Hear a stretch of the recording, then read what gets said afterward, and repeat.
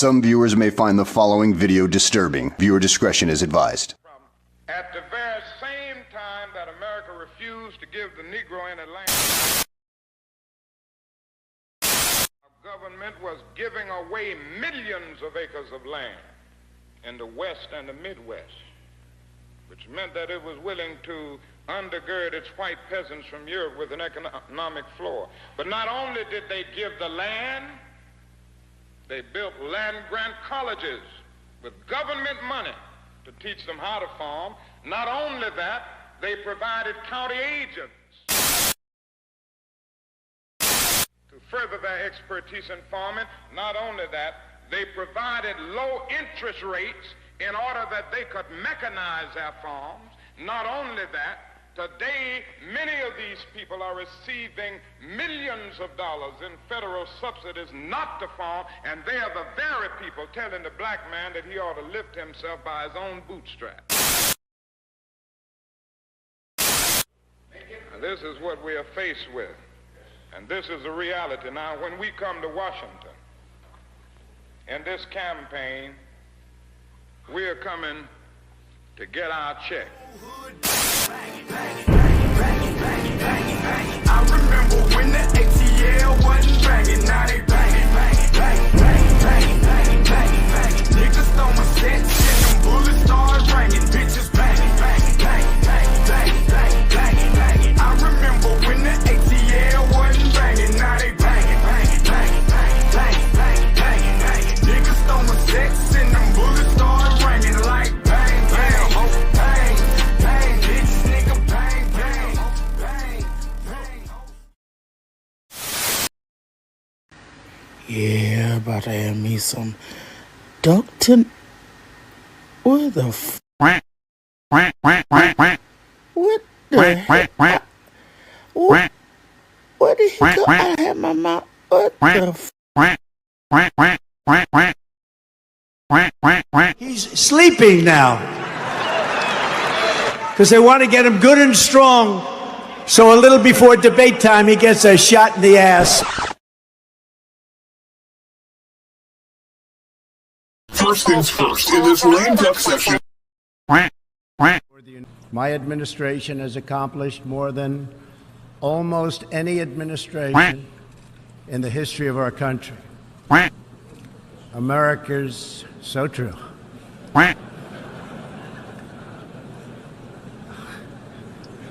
Didn't expect that reaction, but that's okay.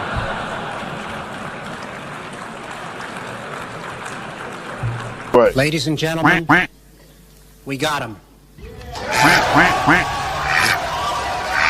You're trying your best, but it never feels like enough.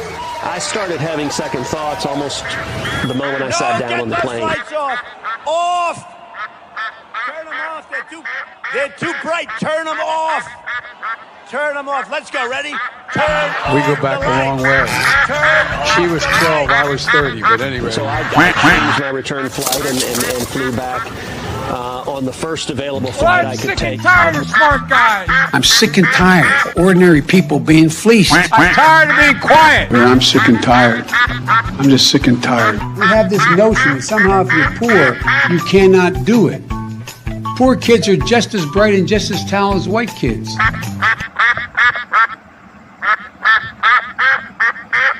With great power comes great responsibility.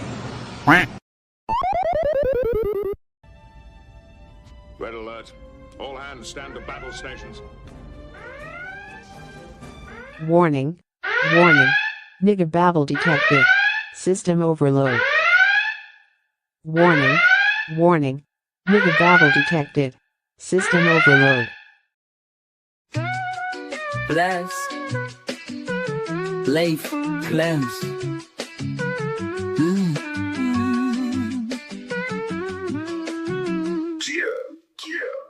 Cat in the building with the tape fist tight. Ricardo on the mic, yeah, he's spitting that fight. Mike is right with the vision so clear. Political prophet dropping truth in your ear. Progressive moves, but we keeping it raw. Individual minds breaking every damn law. Social conservatism got the crowd in a trance. Take fist politics, we advance in the stance. Put your take fist in the air, let it rise. Feel the power of the truth in your eyes. From the left to the right, we unite. Take fist politics, gonna shine so bright. MD20 in the cut with the plan. Building up the movement with a taped up hand. Progressive dreams in a conservative frame. Individual voices calling out every name. Progressive moves, but we keeping it raw. Individual minds breaking every damn law. Social conservatism got the crowd in a trance. Take fist politics, we advance in the stance. Once you take fist in the air, let it rise. Feel the power of the truth in your eyes. From the left to the right, we unite. Take fist politics, gonna shine so bright. New golden age. New golden age. A new golden age. A new golden age. In the councils of government, we must guard against the acquisition of unwarranted influence, whether sought or unsought, by the military-industrial complex.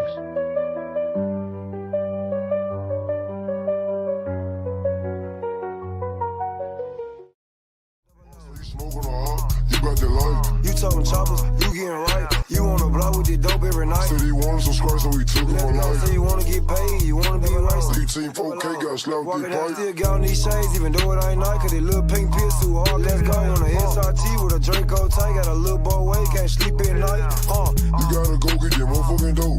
You gotta run, say fuck out that hoe. I was just broken, I didn't have a friend, so I went in the trap and I sold me some dope. Let's for go. real. Poppin' purse, make her suck dick for an hour, get to work. I told the bitch to get nasty for double. She bought her best friend, they for each other. Okay for me, make her fuck my brother. Got a team full of players, free band, no struggle. Big 4K down to the door. Might get in there more, go dig with shovel. Break out the chopstick, hit on wherever. Broad daylight, bitch, I'ma get on wherever. Let's go, double O walk on this bitch, but I like to talk on this bitch. Hold on. Purpose said walk on this bitch, the purpose said talk on this bitch. Hold on. I just be geeking out drugs, taking all kinds of shit. Bitch wanna fuck, she fine, and she all kind of bitch. Running through the design, don't care about shit. The world one time, though. Rich little man got shot, he slapped little boy, you a bitch. 15 ball, one play, don't miss. 15 The following announcements have been paid for by Take Fist Politics.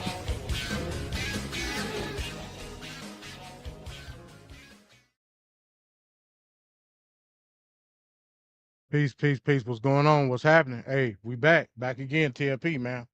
TFP. Happy. I guess you would say Juneteenth Eve on this Thursday. Take Fist Politics. We back, man. We back with episode 12. Yeah, we in it, man. Vancat, Ricardo, what's up? Okay, Vancat, you going? You good? There's silence. Yeah, he probably knee deep in his hot pocket. Don't worry about it, man. He got his hot pocket warming up. Yeah, he'll come in and what's up, Ricardo? What's going on? I'm good. He better be in some kind of hot pockets, warming up somewhere. But nah, man, I'm happy. Pepperoni pizza. Happy Juneteenth Eve and happy Father's Day Eve, I guess, because that's coming up this weekend. Happy pagan summer solstice. Everything wrapped up in one. It's funny how the fathers get like the whole weekend, but then always get cheaping out for the $11 wallet. But it's all good, you know. We'll get the short end of the stick. It's either a wallet. You looking forward to your tie or nothing, man. You the tie, the wallet, the cufflinks, the socks. It's never an Xbox or a PlayStation or a trip to Seville, Spain or something. But nah, it's all good. It's all good. No, we're good, man. Hell, I'll be lucky, man, if I get a home cooked meal. Shit. Or something. Or the mortgage paid off for the year or the whole something. Hey, Lord, would it kill y'all? It's pretty bad. It's pretty bad. But no, it's good. It's been a good long hiatus. So much has happened while we're not here or live. But yeah, it's all good to be back, man. Yeah, no doubt. Venkat, you done with the hot pocket, man? What's going on? You're on mute, man. Damn hot pockets, man. I don't know what's going on with them. Let me see if AMD, I can I'm take it here. off. Oh, I'm There here. all right. you are. You done with your hot pocket? Are in the hot Nah, pocket. my cable. I had to go get my cable. My power was running low. Okay, no doubt, no doubt, no doubt. All right, so we in the building, man. Like Oh, I they got said, Jeremy Dunbar in the house.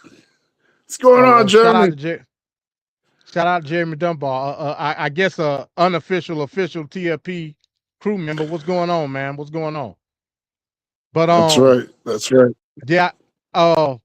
Again, like I said, episode 12, we back. We're gonna be talking a little bit about some of the primaries that's taking shape. Whether they've already had the results or going into the primary. We're gonna discuss that tonight. Again, like I discussed yesterday, everything is gonna be article based. For a lack of trying to test stuff out, I'm gonna be sharing my screen and not just clipping them and putting them into the studio. So it's all gonna be screen sharing, and of course, we will have the lame duck tonight. But before we start off with the show, I want to play a real quick video, 15-second video. Did anybody see this earlier today? Check this out. Shout out to Black Sun. Check this out. Uh-oh. 我操！这我录了个完整的，我操！操，这锅盖儿这。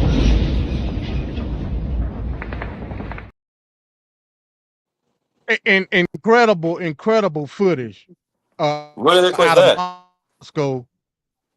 It was the lid getting blown off of an oil refinery, like literally the lid blew off. Damn. Ukraine did a massive strike on Moscow today, the biggest in the war yet. they lit Moscow ass up earlier today. Lit them up, hitting critical infrastructure. Damn. Now, we're talking about Moscow. We're talking about, quote unquote, now, one of the most heavily guarded cities on the face of the planet.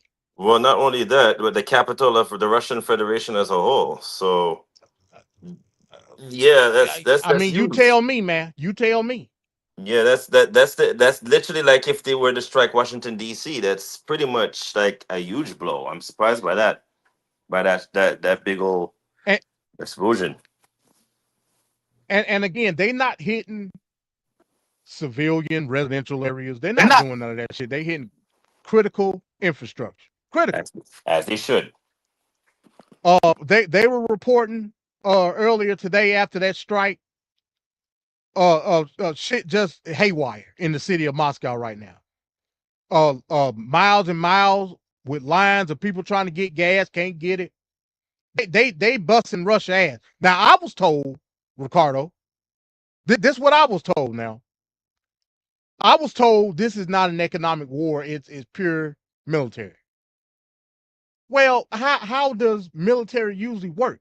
They usually strike targets that will affect the economic structure of a certain country in order to them to kneel.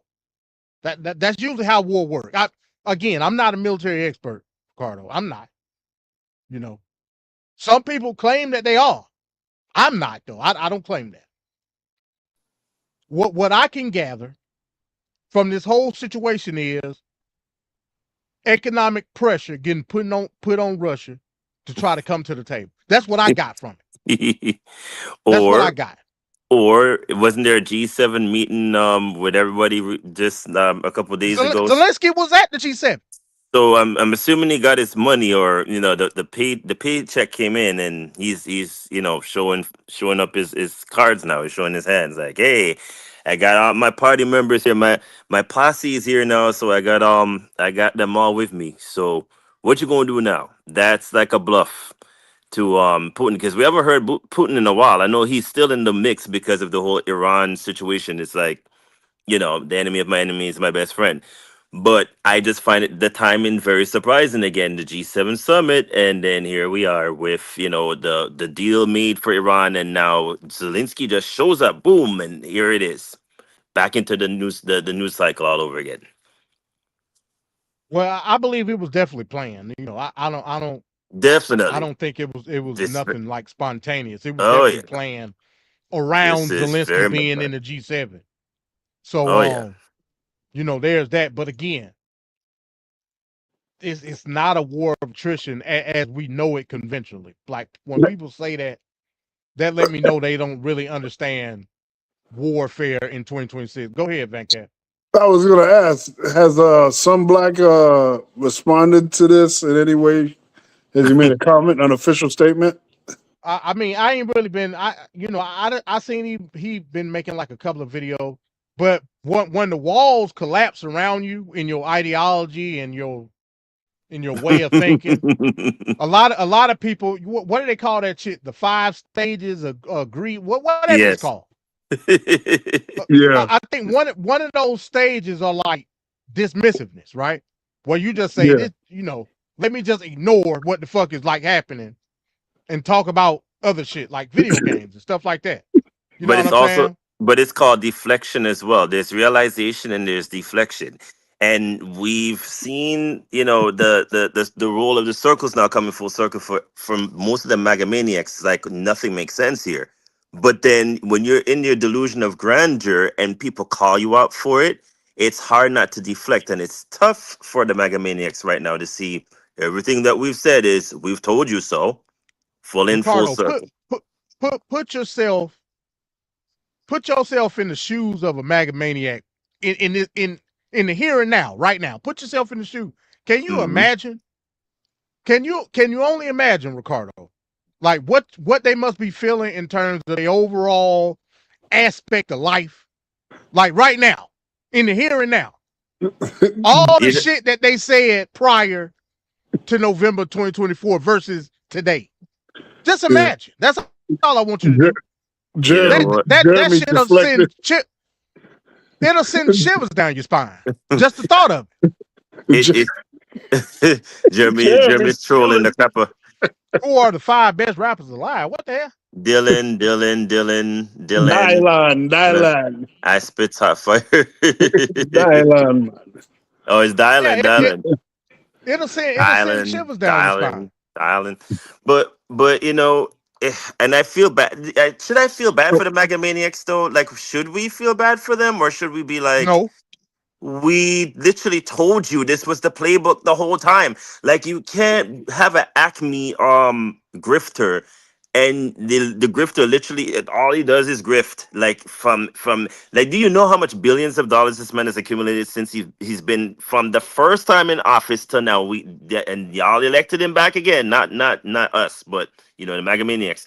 And he's making even more money. So you're suffering while he's grifting more and getting more money on top of the fact that he has the shoes. Did the phone come out? I don't even hear anything about the phone. The super briefcase, the tie, the Bible. I mean, the pens, the airline that he was supposed to create, the university. I mean, how much more stuff does a marketing act can do before y'all realize this was all a scheme to make him money, and y'all look like the freaking cult, like the Jim Jones cult in freaking Guyana when they drank the damn cyanide and all died for the sake of like. What the whatever what's the word I'm looking for here? The assumption or the accumulation of like the knowledge base of you thinking you're gonna go somewhere, but it's all a ruse. No, megamaniacs, wake up! Like, we don't have that much time to get this reality. And even then, what the damage has been so clear cut at this point. MD, what are we going to be able to do at this point to fix all of this? It's going to be years. I don't see this being an overnight thing to be fixed. It's either we're going to shake them out of it, or gas is going to like affect everybody's pockets, or Joe Schmo or the plumber that fix whatever realize, hey, I've been supporting this moron or Taco for all this time, and yet I am not getting anything or benefits out of this. So do I just continue deflecting, or do I just be like, hey, fuck it, I'm just not gonna, excuse my French. You gotta roll with the punches, man. But how do you roll through the punches when you're suffering? I don't get it. Like, is this just we're just gonna still go through and maybe, just maybe, there's a slither of hope that there's something no, nothing's gonna happen, y'all. It's just downhill spiral from here. You must learn. You must learn. See, again, that's why I always say it's Juneteenth, Ricardo. You must learn the ways of the American Negro. We've been Damn it. rolling with the punches for over 400 years. Well, That's just well, what the fuck it is. so what we're gonna bring to the cookout then at this point? We're bringing lemonade because we can't keep talking about Trump and his delusion of nonsense that's going on at this point.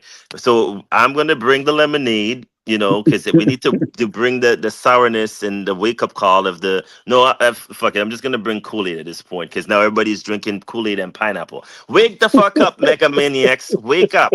It's not. This is now at the critical point stage now where this man told you there was never going to be wars, and here we are. And by the way, shout out to President Obama, Nobel Peace Prize president that won the Nobel Peace Prize. That one Covenant Prize that this Taco Bell dude can now win.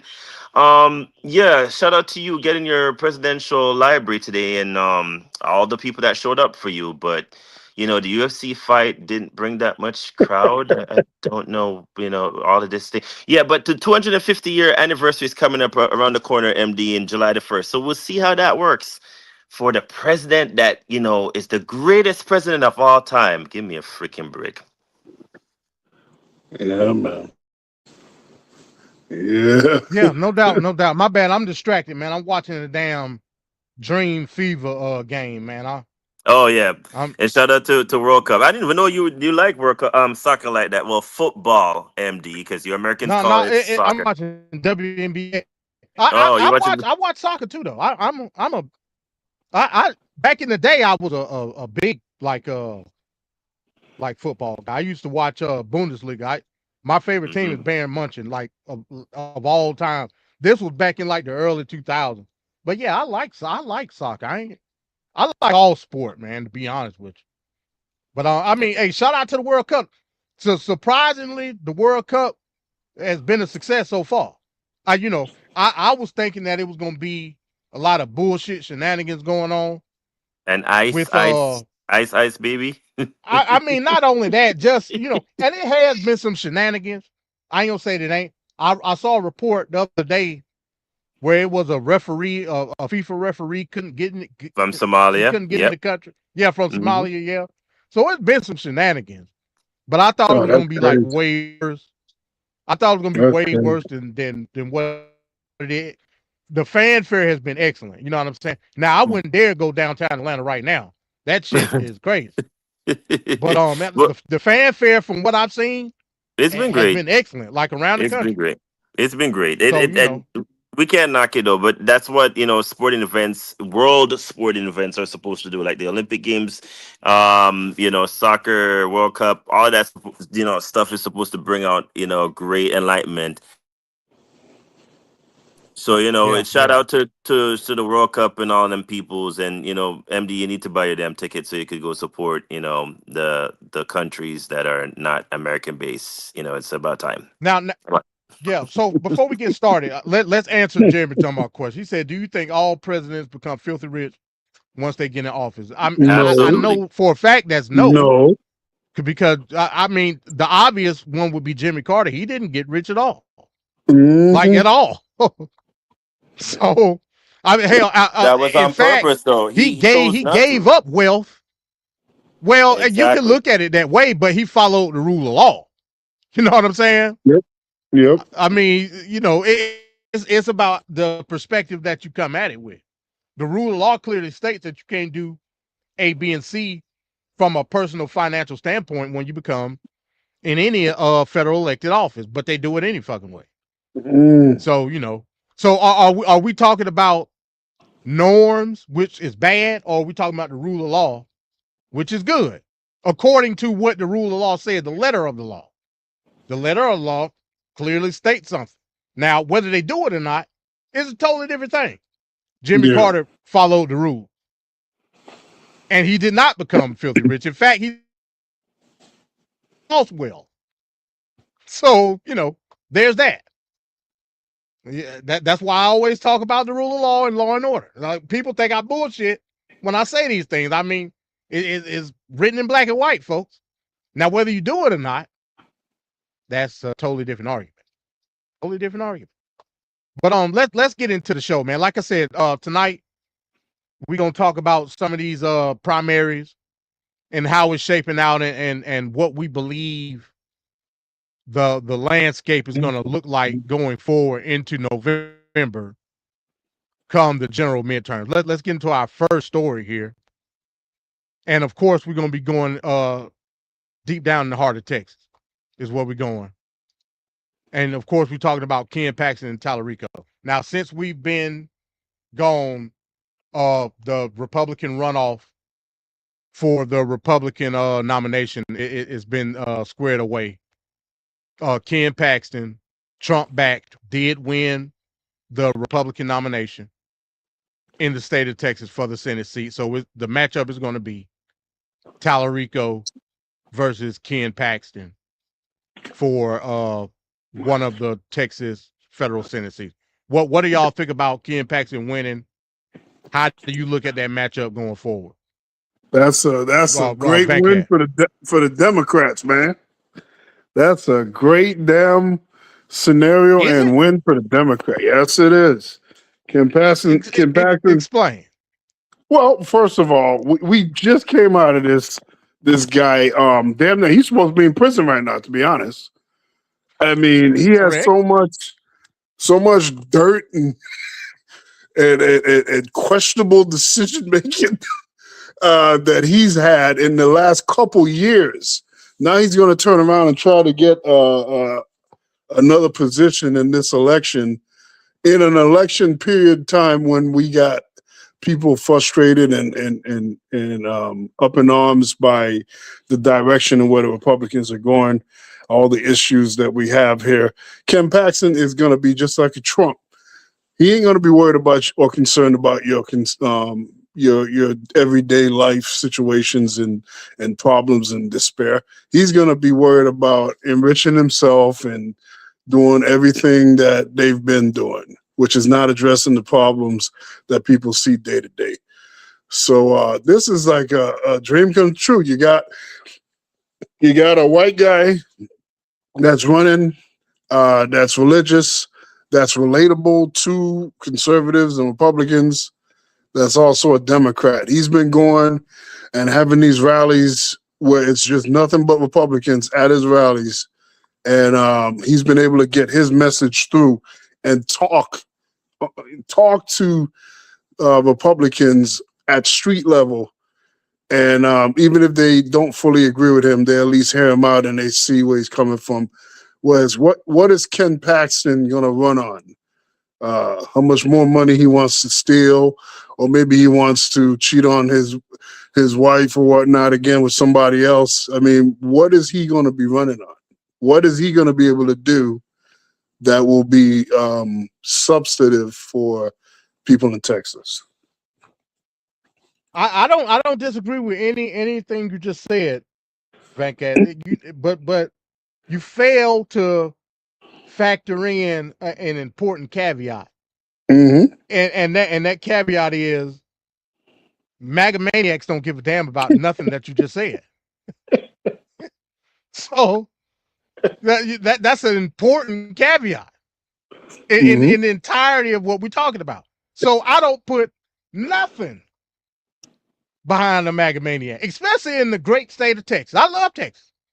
I love it. So you don't feel that even some MAGAs have turned from 2024 to now in 2026? You don't think some of those MAGAs have turned?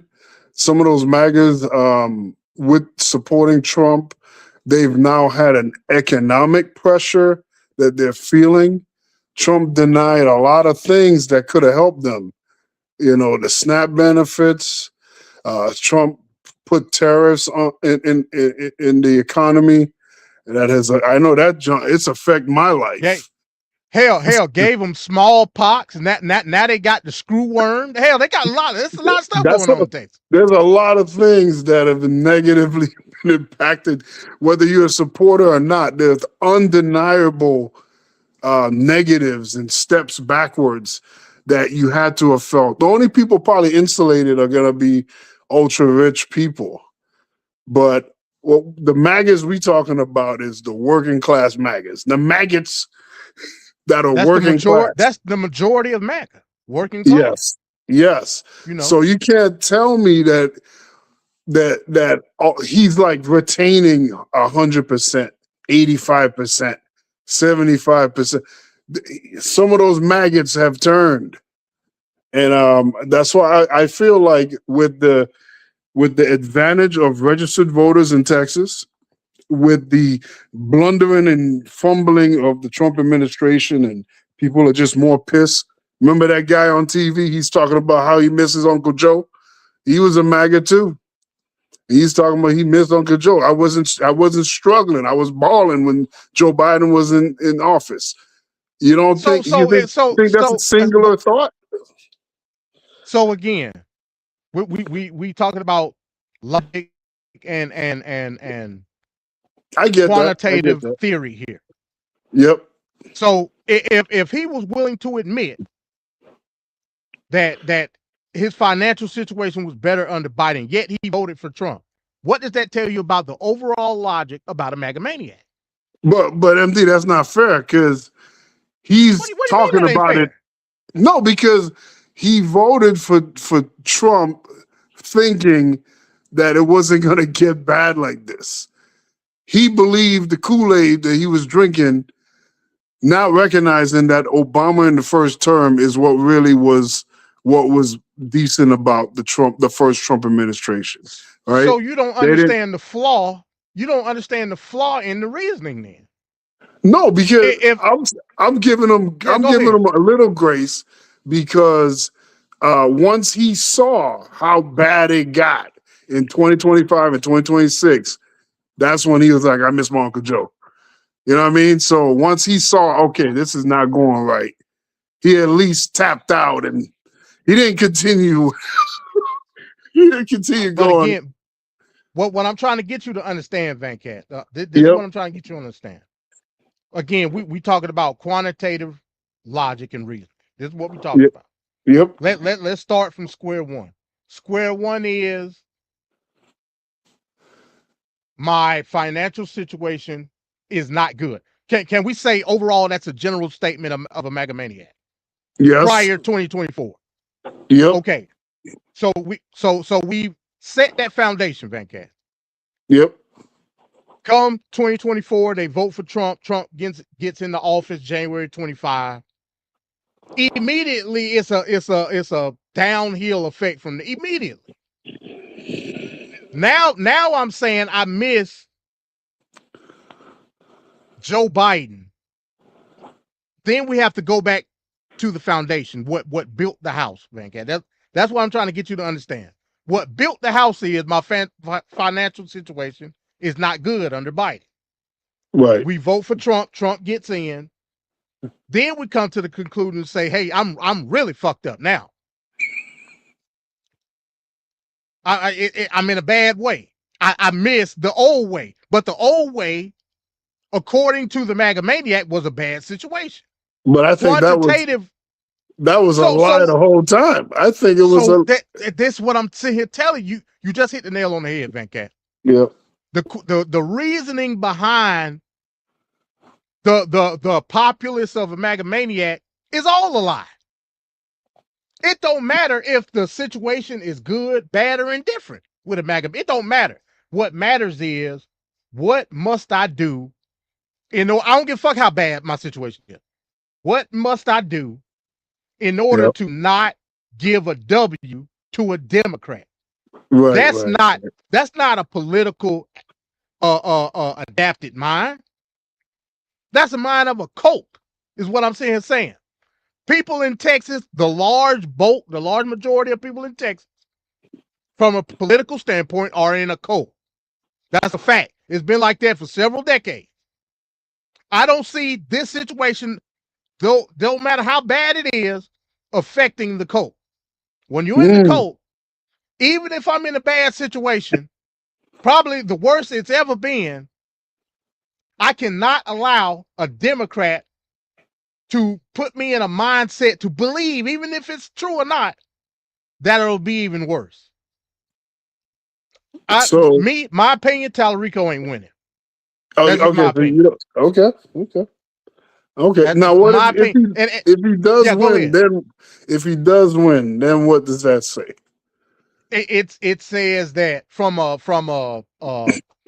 statewide standpoint, it's marginal change, because if it doesn't follow through with state and local races, it's really to no effect. And that's what I said in the group chat when y'all was talking about it. Now, I don't come from it from the perspective of Mike. Mike would be all over me right now. Mike would be all over me. I don't even look at it that way. That's low level thinking to me, because I think it's more layered than that. You know what I'm saying? Look at a state, and we're gonna talk about Georgia here in a second. Yeah. Look at a state like Georgia, where I'm from. We got 2 Democrat senators, 2 of them. You can only have 2. Both of them are Democrats, right? Yeah. Every metropolitan city in the state of Georgia is a Democrat city. True and true. Blue as you can get. Yet, in our state house, in our state senate, is redder than a beet. That's just a fact. Why is that? Gerrymandering? There's no gerrymandering in Georgia. Come on, MD. There's gerrymandering everywhere. Come on, MD. As a matter of fact, I can make an argument based on a lot of the urban sprawl that's been going on in the metro areas. Democrats done gained ground. There's no gerrymandering in Georgia. Nowhere. That's a fact. MD, in the county I live in. Now, I live in extreme north part of the county, heavily Republican, right? But the county overall is Democrat. Lucy McBath is the congressman for a large majority of the county that I live in. Now, I don't live in. But go ahead. But if it wasn't for gerrymandering, Marjorie Taylor Greene's district, when she had that district, wouldn't even have existed. You keep making that argument, but again, you're not accounting for the urban sprawl, Venkat. That's what I'm saying. The reason her district, I believe it's 13. Yeah. The reason that district became what it was because everybody moved to the city, and it gained a lot. The less of a mass of an area with the less people, the bigger it's gonna get. You understand that, right? Like it go off of population. Not always. I'm saying it in the relative sense. That's how it works. Yeah. So because all the metro areas, all the metro cities in Georgia have become very, very compacted, like very compacted. Now, in a lot of the, like if you say Metro Atlanta, for instance, because it's so ever expanding, it condenses that part of the district and expands the wider rural areas where it just simply ain't enough people. That's why that was created the way it was. Now, I agree with you for the part of saying that maybe from a geographic standpoint, it kind of don't make sense. But rules are rules. You know what I'm saying?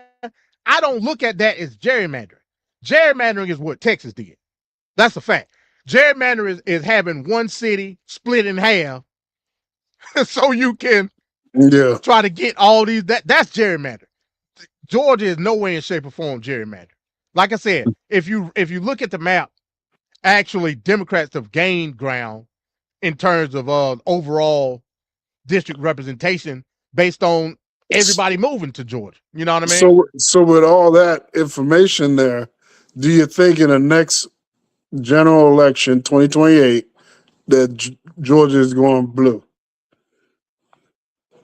It's hard for me to say right now because if we're looking at it geographically, again, all the points that I just gave you, we still got to account for the rural areas and them having an overall majority. Because at the end of the day, they do. Now, I don't think the rural areas are going to outman the urban areas. Okay. So you always make the point, Venkat, of saying that Texas, by land mass, has the biggest number of Democrats. Yep. You always make that point. I can counter that point by giving you another fact by saying California has the largest number of Republicans. Yeah, It's that's a big hard ass for me. state. Well, But it's true. I can pull it up right now. I can literally pull it up for you. Matter of fact, let me do that. It's true. So when you look at and that's why when you look at representation, and Ricardo, jump in there when you can. When you look at representation, that's why stuff like districting, ballot representation, that's why all that shit is important. Because for you to say that it's the most Democrats in the state of Texas, I can counter that and say it's the most Republicans in California, which is true. That's simply based That's on a geographics. fact. Yeah, that's a fact. California is the biggest state. It's a fact. Yeah, yep. There's a lot of Republicans in California. I can tell you that from experience. So again, this is why I say the rule of law and the way the Bill of Rights dictates how elections work. That shit is important. That mob rule Democrat shit that you be talking about, Venkat, that if it was up to Venkat, we'll still be in chain right now. I don't like the minority telling the majority what to do. There you go. In 1800, the majority would have said, "Man, we ain't going to war for these niggas. Keep them in chain." The majority would have said that, and we would have been damn if you do, damn if you don't. All because Venkat. I don't think these little ass states should have the same voting power or influence on anything like a bigger state. I don't think that's right. And I'm so glad the founding fathers thought of people like you to make things right. I'm so glad. Because messing around with you, like I said, imagine me and Venkat, Rick and Morty or somebody. Fucking around with Venkat, he be done changed the annals of history. And niggas will be in a bad spot here in America, folks. Fuck. And it's so ironic being on Juneteenth Eve having this discussion. We'll be in a bad spot messing with Venkat, man. We'll be in a bad boy. We'll be in a bad spot. So I'm so glad. Thank you, Mr. Dr. Benjamin Franklin and Adams and Jefferson. Thank you so much. Even though y'all had our ass in chains too. Thank you for at least having the forethought of saying, hey, look, we got to write this thing to where it's called right down the middle. Even though it ain't maybe right now, maybe in the future it will be. And lo and behold, here we are. Happy Juneteenth Eve, everybody. Happy Juneteenth Eve. And that's what you got, Ricardo.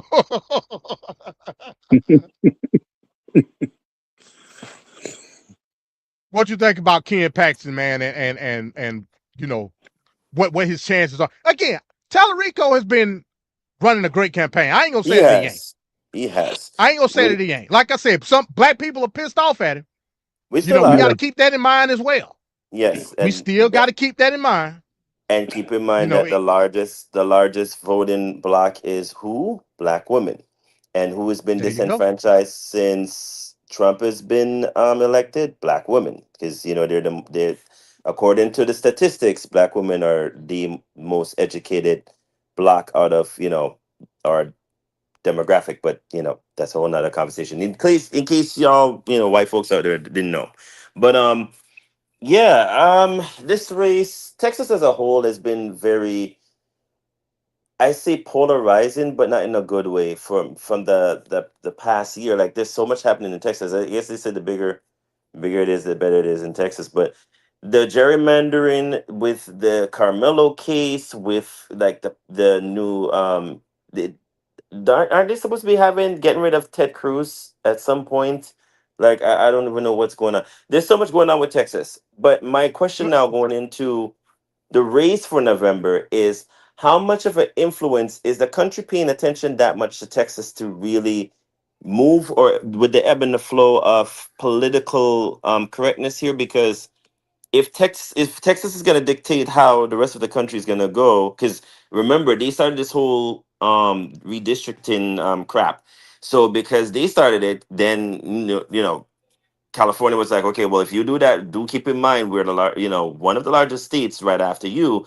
we could do whatever we want to do too. And then that sent off a whole chain reaction. So I'm wondering now, what is the political landscape going to look like once we head more further into the midterms? Because I'm keeping an eye out on Texas might, maybe just an inclination there, maybe turn purple. But my problem, like MD has mentioned, is these people know better. They actually went through and they see things that have happened in Texas, but they will never flip the state blue. And that's my problem. Is this like them drinking the Kool-Aid? I don't know. Is it a problem where they're just deeply Republican-esque people that are like, no matter how much I suffer, no matter how many, Girl Scouts drowned in that flood, we're still gonna vote red because this is just ingrained in our blood. Like, are you kidding me right now? Like, better, but you still won't vote any other way but red. And I have I don't know if it makes me feel either I shouldn't care that much about Texas, or maybe, with the whole thing going on with them, I just don't know. Because with the what rubbed me the wrong way was that whole Carmelo case, and again, that's a whole other topic to be had. I don't know how you have not chosen any other demographic. Can you say demographic? You haven't chosen any other ethnic group other than white people to be your jurors, but then that's a whole other conversation to be had. That's a fact though. That's a fact though, Ricardo. You just hit the nail on the head. Yeah, even with this run with Tallarico, they still find themselves marginalizing the black vote. Still, right. That's why we're in this whole debacle right now. And they said, and Jasmine Crockett and everything. But they're saying that they're not though, MD. They're doing the All Lives Matter crap thing, where they're like, "Oh no, what are you guys talking about? We've been including, the black folks from, since the Juneteenth, because the colors represent Texas." I mean, come on, like even and again, I don't know if you watched The View, MD, because that's a whole nother conversation to be had too with JD. That JD's been missing for quite a good chunk of time. Like, you see him pop up in Europe and all these places, but he shows up on The View to sell a book. And when they ask him about, hold it, man. We're gonna talk about that next week. I got a whole show.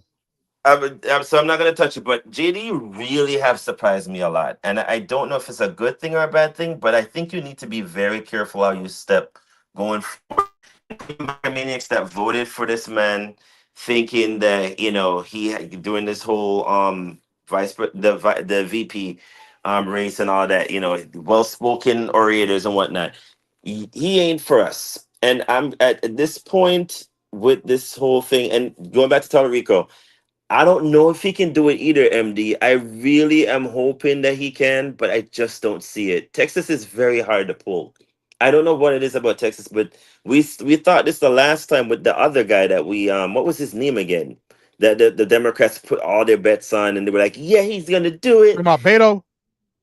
Is it? Yeah, and they put him in the Times magazine, and he's the next best thing, and it just went. You talking about Beto? Yeah, and it just went. It just went like in oblivion. Like, no one really cared. I think Texas is a hard state to crack. Maybe it will take something like a huge natural disaster or a volcano erupting or something for them to flip the vote. They're not going to do it. I just don't see a deeply rooted red state like Texas flipping blue, but maybe they might turn purple just a smidge, because we saw it the last time with the first election with Trump before we got rid of him to get in Biden. We did see the state kind of try to change purple, but I just don't see it. I don't see. I can tell you right now why it's not going to happen. Yeah, I just don't see it. So again, I just talked about Georgia, right? And urban sprawl is what if you look at Texas, like the Houstons and the Dallas, of course, you got Dallas, Fort Worth, you got Houston, San Antonio, San Antonio, and hell, I put San Antonio like brinking on the, a lot of places in Texas. The difference between a place like Georgia and a place like Texas is the urban sprawl, meaning that the expansion is not there. Yeah, the city of Houston might be Democrat. All surrounding Houston, that shit is red as beet. It's suburban, yeah. It's red as beet. Oh, whereas in Atlanta, everybody can't afford to live in Atlanta, so what they do? They go to the outer county. and all that shit become Democrat. That's what I Facts. was trying to tell. You can't tool like gerrymandering, where a place where all the city people, because of economic turmoil, I mean, it is what it is, move outwardly and just commute. You know what I'm saying? Atlanta encompasses damn near the entire North Georgia at this point. Damn near. You know what I'm saying? So when you have urban sprawl to that degree, it's hard to beat. That's why we got 2 Democratic senators. That's why they moving on the push to take the state seats at the Capitol. And a place like Texas, that just ain't possible because of the fact that, yeah, you can say it's the most Democrats in the country. That's just because of geographics. It's a big ass state. You know, that's why I use the argument of California. But when you got the suburban areas still constituted in deep conservative values, it ain't cutting the mustard. It just ain't. You know, that's why even with the Crockett Tallarico campaign, she won the cities, but all the surrounding counties went for Tallarico. Campaign wise, he ran a great campaign. I ain't gonna say that he didn't, but he did it at the expense of an entire block of voters. That's all I'm saying. And So, you know, but yeah, also go ahead. to add to also let's not neglect the fact, MD, that Texas has been doing a lot of cheating. To be fair, I wouldn't say like cheating, but more like doing a lot of things that are indiscretionary, where they know better, but they will still find fault or ways to, like, I guess, I don't know, it's to accelerate the project 2025 or 20, whatever they want to call that nonsense. Push. So again, it's a hard state to crack. It's kind of like I'm also watching North Carolina and Florida, but we all know Florida's not going to move the needle that much. On account of the Hispanic vote is now where it's a center block. So it's tough because I think that's what the Democrats were going for, where they're like, yeah, Crockett was, but then they weren't supporting Crockett. So it was kind of weird to me because they supported Tallarico more than Crockett in it, like the bigger kahunas that are at top. And we've seen this in the conventions as well, where we've even heard CNN, what's his name again? Call it out, where he's like, why are these all big wigs people that with the money are all in like the big booths, but then the people at the grassroots are at the bottom? They're not, the grassroots people are not dictating where the Democratic Party is going. It's the people with the money. So if they were making the push, they wouldn't really want to get Crockett in there, because Crockett doesn't really, she's polarizing, but she doesn't have the whole effect of like getting the Latino voters or the whatever voters that are out there other than the black women voting. And again, the center block of the Democratic Party would be always who, MD? The black women voters. Who did the Democratic Party upset when they didn't vote in Crockett? The black women voters. Who was the most disenfranchised voting bloc that was like, got the most unemployment rate now and all that? The black women. So I don't know where this all fits in with Texas. I do hope though that Tallarico and the what's his name that's running against him or whatever, at this point, if they're gonna do the push, do it and go all the way in, because if you're gonna flip it and try to make it purple, it's now worth the push. I don't know going into midterms if again, other than the cities that we've described, Houston, Dallas, Fort Worth, because I think Dallas and Fort Worth are like 2 cities amalgamated into one. So I don't know, but the San Antonios, where in terms of that, we know these are Democratic cities as a whole, but in terms of the state, how do you draw in that urban sprawl? Because wasn't that what the whole suburban idea was made from to begin with in the first place? Was to, we go back all the way to white supremacy, but there's so much in all of this, before I start babbling, to state that, hey, this was all orchestrated just for voting, and I just don't see it with Texas. It's tough. MD is really tough. I know, Vanka, in your heart of hearts, you wanted to become Democratic. I just don't see it. We had this discussion in the chat. I just don't see Texas turning blue. Not even for a governor. I can't even say the word. Gubernatorial race. Is that how you say it, to get in a governor? Yeah. They won't Yeah. vote. they just won't do it. They will just be ingrained in red just because it's people who are family members who went to school and they just won't do it. I'm sorry, they're just not gonna flip blue. And like I said, it's not that they can't do it. It's that they don't have the infrastructure to do it. And that's all I'm saying. In terms of what the landscape looks like in that state, the demographics just ain't powerful enough. That's just what it is for whatever reason. You know what I mean? Now, in order to turn again, we got to understand what it means for it to turn purple. Even if Tallarico win, the state is not purple. That's one seat. Now, albeit it's a federal seat. I ain't gonna shy away from that, but it ain't gonna be purple. You know, for a state to be purple, it's got to be more, let's say 60-40, close to 50-50. You know what I mean? In all aspects of government, local, state, federal. And it just ain't. You know what I mean? It It ain't just happening.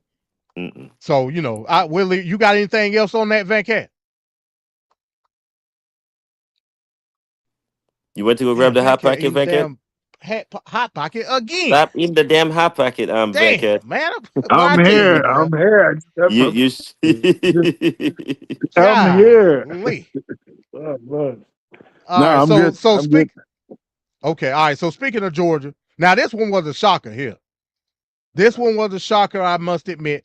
Now, I told everybody I voted in the Republican primary for governor.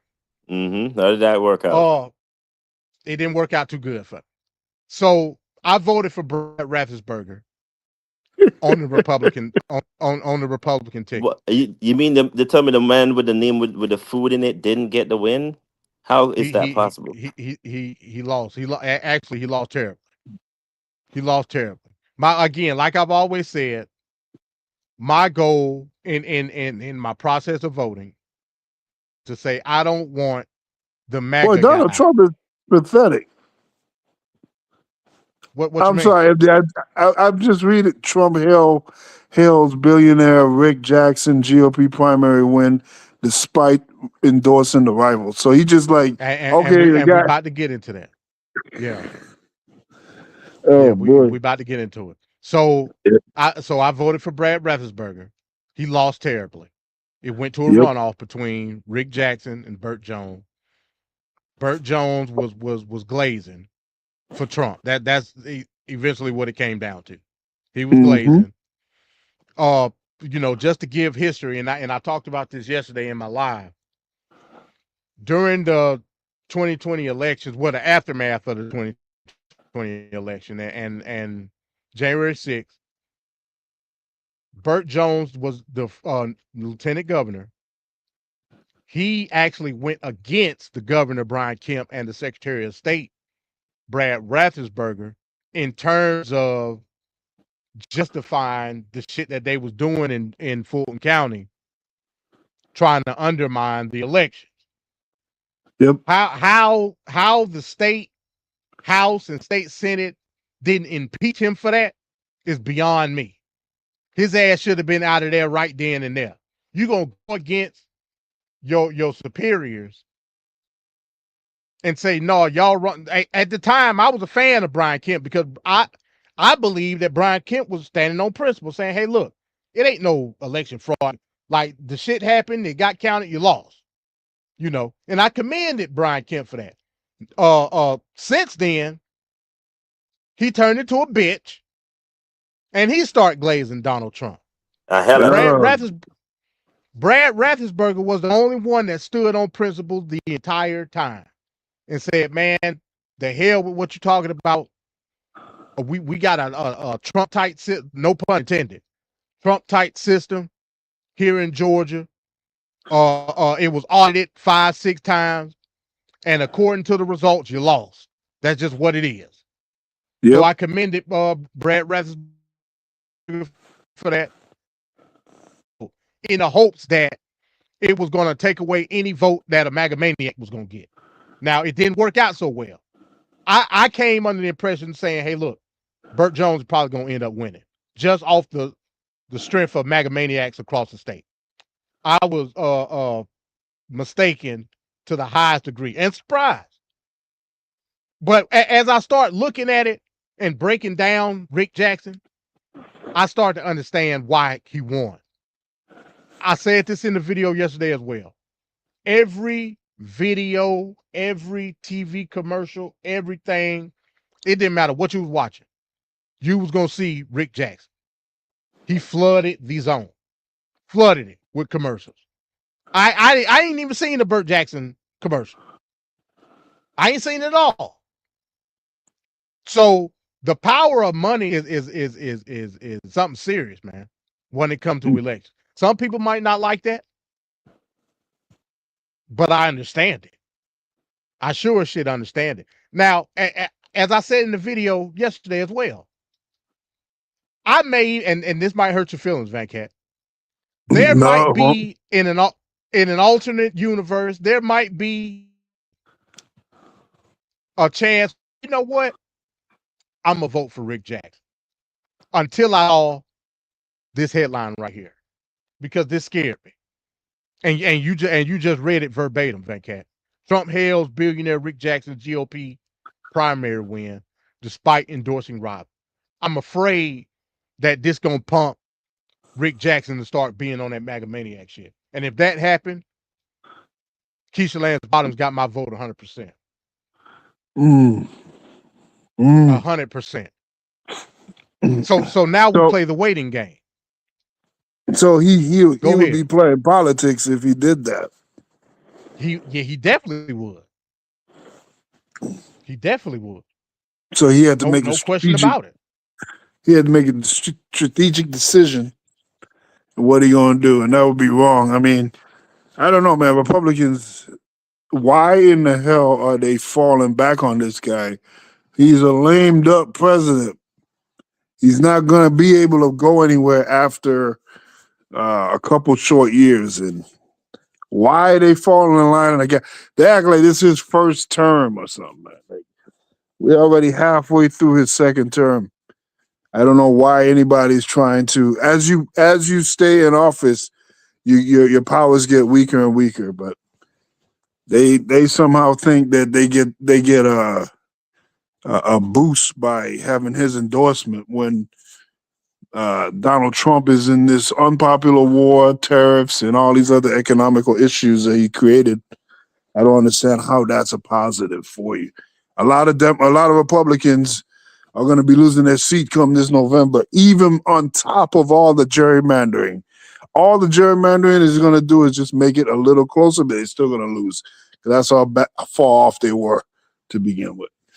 So I don't know why. You brought up an important point, Van Cat. So I'm gonna ask you a question. Yep. After everything we know now in terms of Trump and how the posturing goes with a lot of Democrats, do you think? And I'm just talking for this term. I ain't speaking in general. Yeah. Do you think the effect of the lame duck is still gonna be there with Trump come after the midterm? Hell yeah. So how do you think? So when we usually look at after the midterms, when all these losses come through, he's going to be. That's not what I'm talking about. Oh, okay. That's not what I'm talking about. I'm talking about in terms of, because usually a lame duck, yeah, if it's an opposition that's in legislative power, of course. But I'm talking about all the other Republicans that's still going to be in office. Do you see them turning their heads in neglect in terms of any policy decision Trump may have? Because essentially that's what make you a lame duck. Yeah, of course, if it's a Democratic majority, he ain't got no choice but to be a lame duck. But even with opposition in the minority, usually a lot of times, remember his last lame duck session with Mitch McConnell.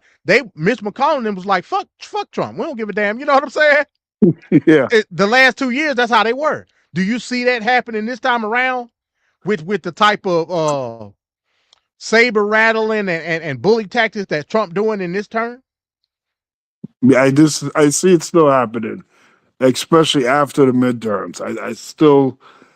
I don't think they could be that stupid, because at that point, what do you have left? It's like literally going to be a countdown from the time he leaves office. What benefit do you have after the midterms is over? That's pretty much it. And then, ironically, Trump set the big beautiful bill to not take effect in the majority of the bill that will hurt people. He made sure to make that take effect after the midterms, because and that's the other thing too. He's already freaked up the economy in a major way with so many bad policy decisions. That's why I can never get when people say, "Oh, I don't like how he talks to people and he does things, but I like his policies." What freaking policies, man? This guy's failed all over the place. So when the big beautiful bill policy hits, it's going to be even more financial issues and stress because of how that bill was made. It's not benefiting the regular working class folks, that's for sure. So it's going to be even more of a burden. These Republicans right now, they know that they're going into a bloodbath with a gerrymandered map across the country. They know what's coming. So I don't know. I don't feel like they will. I mean, you'd have to be a special kind of stupid to continue boasting on Trump after all these losses are going to happen. And because where do you go politically? If the Dems take over the House, maybe even the Senate. I mean, where you go? Because right now, you know what's going to happen. There's going to be a bunch of not legislation, but a bunch of threats to Trump and his family and his cohorts, as far as like prison time and court time, and that's what it's going to be. Subpoenas out the wazoo. Yeah. There's going to be subpoenas out the wazoo, and that's just a fact. But again, when we look at the Republican side, even if they in the minority, this go around, they gonna be looking like, man, do I want to get on his bad side? And I don't think so. I really don't think so. I don't think so. I mean, I think it's way too late for that right now. But I think some of them are like, you know what? There's still a good 85% that's with him and blah, blah, as far as in the Republican Party. So they don't want to rattle that boat too much. But I don't know. I just think it's after the midterms. I think a lot's going to snap, especially I wish it was like major big wins, but because of the gerrymandering, a 12-point defeat is probably going to go down to like 4 points or something like that. But I would have loved that resounding rejection of him, of Trump and policies that he's passed through that's just hurt the public. But it doesn't matter. The win is the win. So all they got to do is take control. And when that happened, they're going to be holding their ass. And I just don't see them, because at this point, what else can you hold on to? He can't offer you anything. He's not in a position at that point. The tables would have turned so drastically. There's nothing. This is a game of politics. Ain't nobody afraid of Trump. They're afraid of the influence of Trump, of the voters. That's what they're afraid of. They're not afraid of Trump. I think that's more powerful than Trump, though. So I mean, Trump is just a conduit. So that's what I'm saying. Yeah. I disagree with you, Cat. I'm just be honest, because Trump gonna be dead and gone. MAGA is gonna live on. MAGA is gonna live on, and we gonna discuss more of that. Now there may be some leans and shifts in terms of what MAGA as a whole encompasses, because next week again the discussion is going to be surrounded around the many atrocities of Donald Trump and his administration. The way it's looking like, Ricardo brought up J.D. Vance and The View, and it's been a lot of talk with J.D. Vance, even with this whole Iran situation. They making J.D. Vance to look out like he the actual hero, and I think that's more dangerous than even what we in now. Ricardo, what you got on the governor governor election in Georgia with Rick Jackson? Um, yeah, I mean that race. I know you were more inclined to discuss more because it's in your state more. I wasn't really following that much, pertaining to how it was going to end up being in terms of the results. But I don't think I'm that surprised really because I think with Georgia, I think I was expecting more so. I know you're the guy that you were going for. You were trying to like give him the benefit of the doubt. But I just didn't see with the mega crew. I wasn't really betting on your guy per se. I hate to say that though, MD, but there's some people that I don't think I'm moved by, and I wasn't moved by your choice for Georgia, but for the I wasn't moved by him either though, Ricardo. I did a strategic vote. Is what I did. Right. Well, okay, so that's different then, because it's a strategic vote is more like okay, I'm more inclined going by doing the right thing kind of thing. Is what more so that, but I think in terms of the alignment, I just didn't see it. In terms of like the people mover or the person that you would think will give you the end results, like how what's her name that ran that one time? I can't remember these people's names now. Like they're in my afterthought, but um, what's her name that was that we were really hoping that she would have moved the needle when the current governor that's in place now. Stacey Abrams. Yes, Abrams. And we thought Abrams was going to do it. She had everything going for her. She had no records that they could pull up, no dirty work, nothing at all.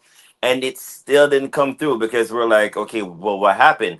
It's not that she didn't have the pizzazz or the movement to do it. It's just that there's some people that can't move that forward over the threshold that we need them. And I don't think your guy had it. Now, money talks. This is where it becomes very interesting, even for us going forward here. And I'm sure Venkat is inclined to say the same. I think money is going to be the disruptor in terms of the election going forward, in terms of midterms.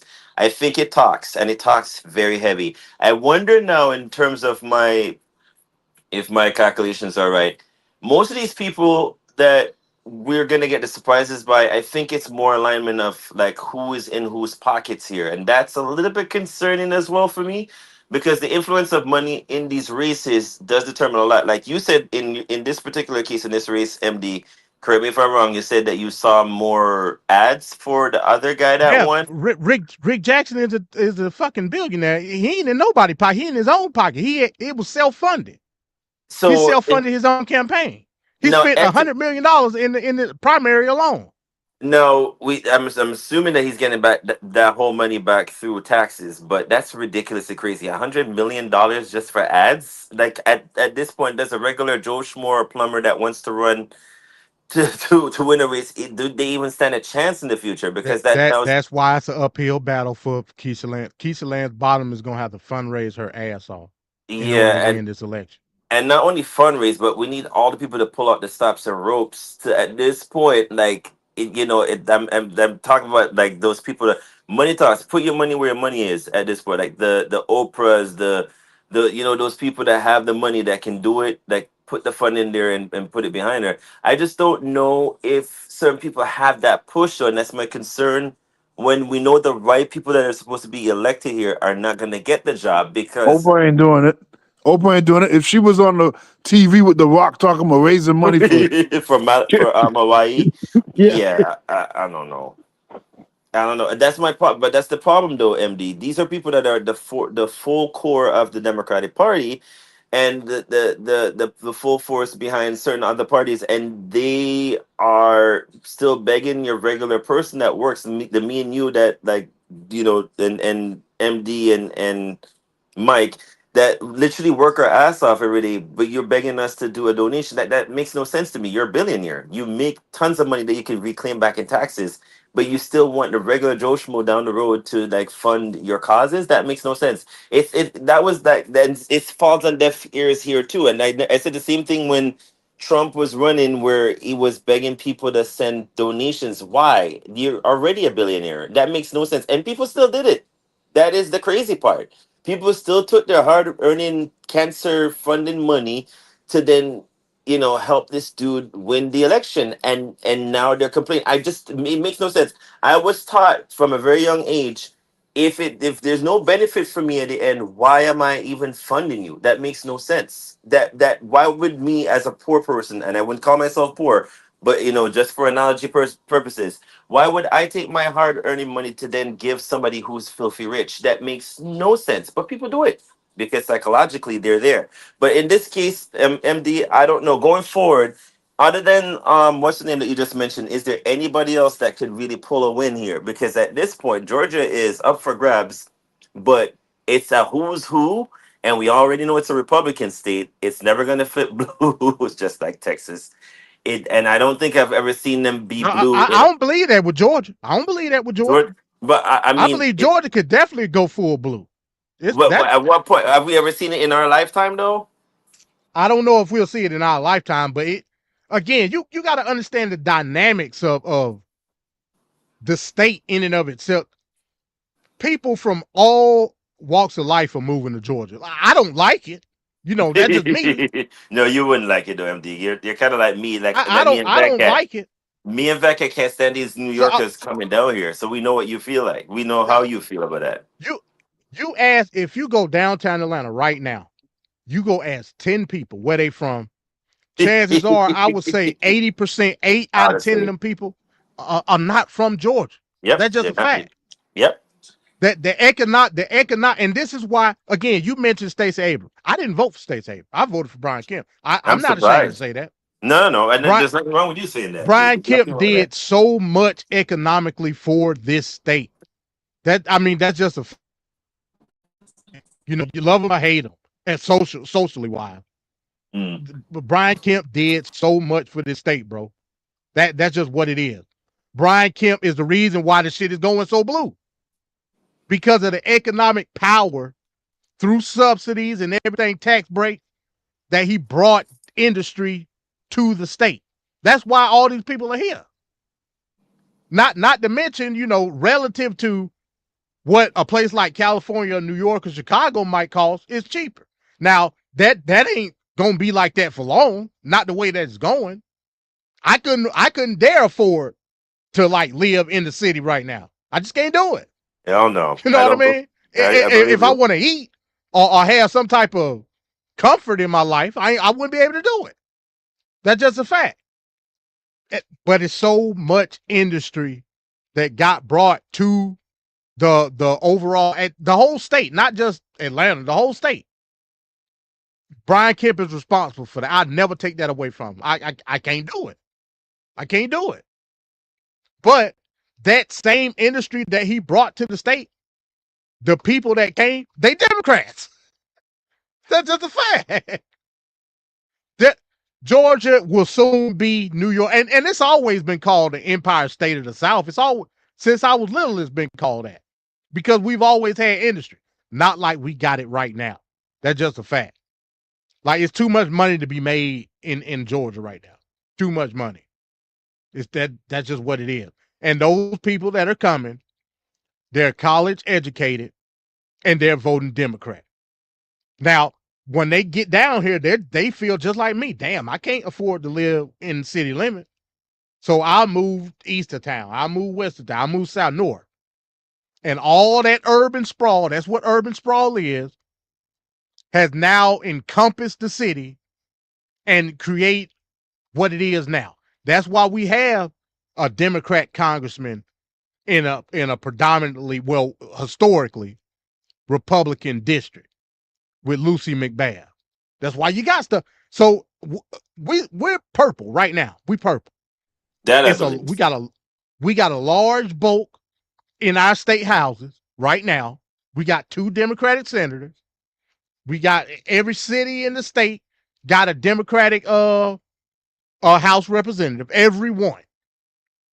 So we purple. A place like Texas can't say that. They just can't do it. Even if they elect Tallarico, it's still gonna be deep red. Still. That's a fact. You got to have Democratic power in all aspects of government in order to be purple. Look at another state, North Carolina. North Carolina if you look on the outside looking in, it looked like a red state. It's not. It It's purple. does. It's purple state. That much I know. Virginia, same thing, purple. Yep.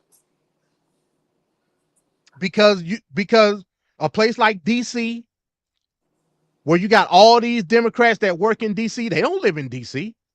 They live in Virginia. Yes, they do. It's a big concentration of people that far outpower all in Appalachia and all that shit. They don't matter. We don't give a damn about these hillbillies. It's too many people in the metropolitan areas. With Texas, it's different. The metropolitan area encompasses both Democrat and Republican. Now in Houston proper, yeah, that's Democratic. What about all of Harris County that's around it? That shit is still red. That's the difference. That's what I'm telling you, Ricardo. Got you. So and yeah, go ahead. no, it doesn't say. Well, we'll see. It's a question of what will happen next is what I'm interested to see. Georgia is very interesting because we already know it's purple. It's one of those states that I would love to see turn blue in our lifetime. Probably not because of the legislation that they have, legislators and legislation that they have. But it's not impossible. But it is a state I'm going to be watching carefully. Florida is almost at that. I don't even know where to put Florida at this point, Venkat, because we're both down here and it's the cost of living has gone up so high here because so much people come here and then most of them don't live here, but they come here and visit, or they have a house here but they live in other states. I don't know how it works, but all I can tell you, the cost of living is so high in Florida, it outpaces California 4-1. So it's interesting to see how Florida going forward will go in terms of the midterms as well. We know there's a lot of MAGA maniacs that voted for Trump, and we all know Trump lives down here. So it would be interesting to see how the voters that have now taken over the block. And just to answer Jeremy's question, hold on to the point of the Latino voters being an influence down here. The reason why we know the black women are the most disenfranchised in terms of unemployment, I'm going back to, and you just mentioned it, when Trump came in the whole DC situation, a lot of people don't live in DC, but they live in Virginia. Most of those people that got laid off from the government jobs were primarily black women, and their numbers reflect that in terms of statistical wise. So that's why I was stating, in terms of overall, they're the most affected from the Trump administration this time around, and MD can back that up because there's stats that shows that from the whole DC DMV area, like the black women were the most affected in terms of unemployment wise because a lot of government jobs were primarily them. So that's where that stat came from. But the the whole nonsense, which we didn't get a check from Doge, and I have no idea what they did. And all I know is that most of our information got compromised from Elon Musk, who is now probably the most powerful billionaire or trillionaire we've ever had in our lifetime. And that states a lot. But that's a whole other conversation to be had. So how you guys feel about a guy being a whole damn trillionaire? Like we really think this is we're gonna talk. We're gonna talk about that next week. I already got it in the slide. Okay, already got it. We're gonna talk about it.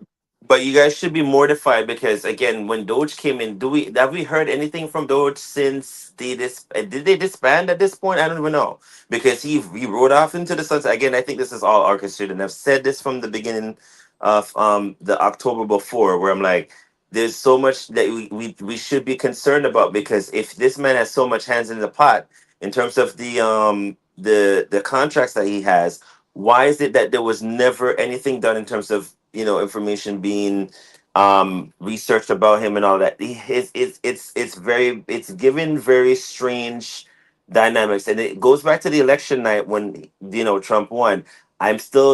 Call me a conspiracy theorist at this point. When the lights flickered and everything went, who's to say that he wasn't involved with these Skynet satellites that he had? But that's a whole conversation to be had. So going back to my point again, because we're going to touch into that. There's a whole bunch of stuff. There's something about him I don't like. Hey, look what Jeremy Dunbar said, Rips. What he said. What Jeremy Dunbar said. Good said. for him is how I feel about it. He has created 4,000 million. Oh, well, I mean. Y'all know me. Hold on, wait a minute now. I got to go in the phone booth. Go for it. Now you know You know, I promote capitalism on this program, right? That's Yes, what Not sir. I promote. productive. This is what I'll say about it, and I'm glad Jeremy Dunbar brought that up. Again, we're gonna talk about this next week, and I want to try to stick to the program. I don't have an issue per se Oh boy. with Elon Musk being a trillionaire. I Come have an on, issue MD. with him being able to just relax, Van Cat. Just relax. I don't want to get your blood pressure. Just relax. I don't have an issue with Elon Musk being a trillionaire in general. I don't have no issue with that. I promote capitalism. I have an issue with him being able to boost his profit via the federal government. That's what I got an issue. That part. That's the part I have a concern with. I don't see how you're able to bring a company public in the midst of you being up on the government contract. I don't believe that's real capitalism. That's just me. That's just me. It's But, unproductive. It's not efficient.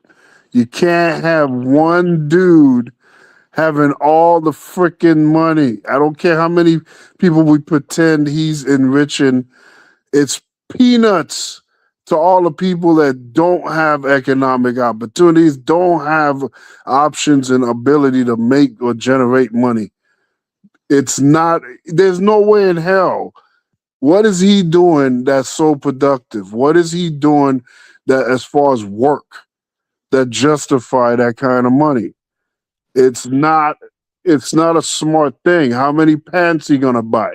How many cars he gonna buy? He's one freaking guy.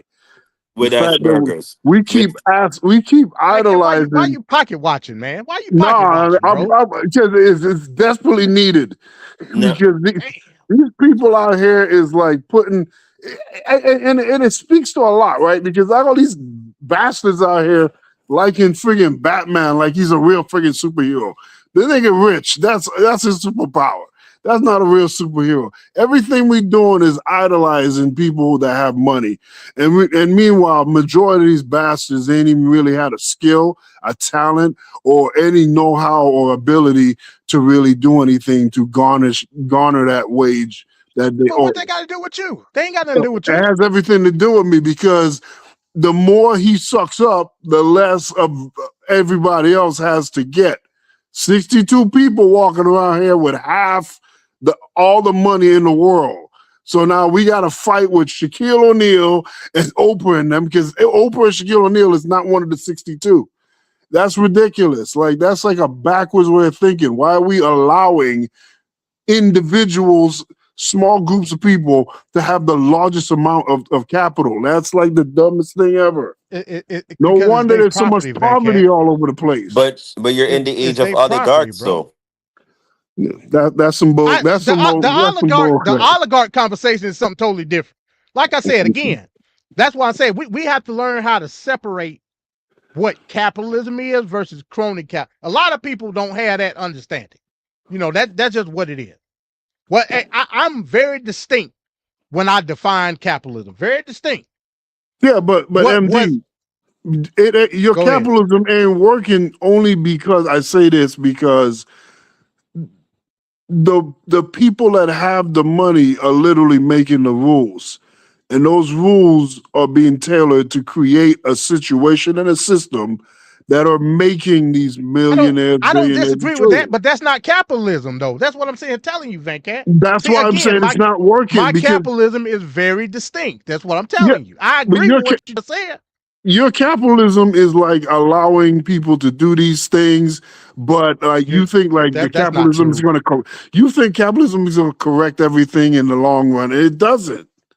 But you haven't seen capitalism yet, Van Cat. You haven't seen. You don't know what capitalism look like. You haven't seen it. It's a great fantasy area where it's like that like those damn fairy tales where it's this great old enchanted forest that you want to attain, but you can't, because it doesn't have a mechanism to keep it genuine. There's too many. Hey, Jeremy, listen, man. Listen. You need to come back on full-time tape for his politics, man. Because again, you the only person that gets it. You the only person that gets it. I need you back, Jeremy. I need you back, man. Van Cat believe what he see on TV is capitalism. It's not. Oh, Lord. It's not. You guys are trying to Jeremy, you spot on, man.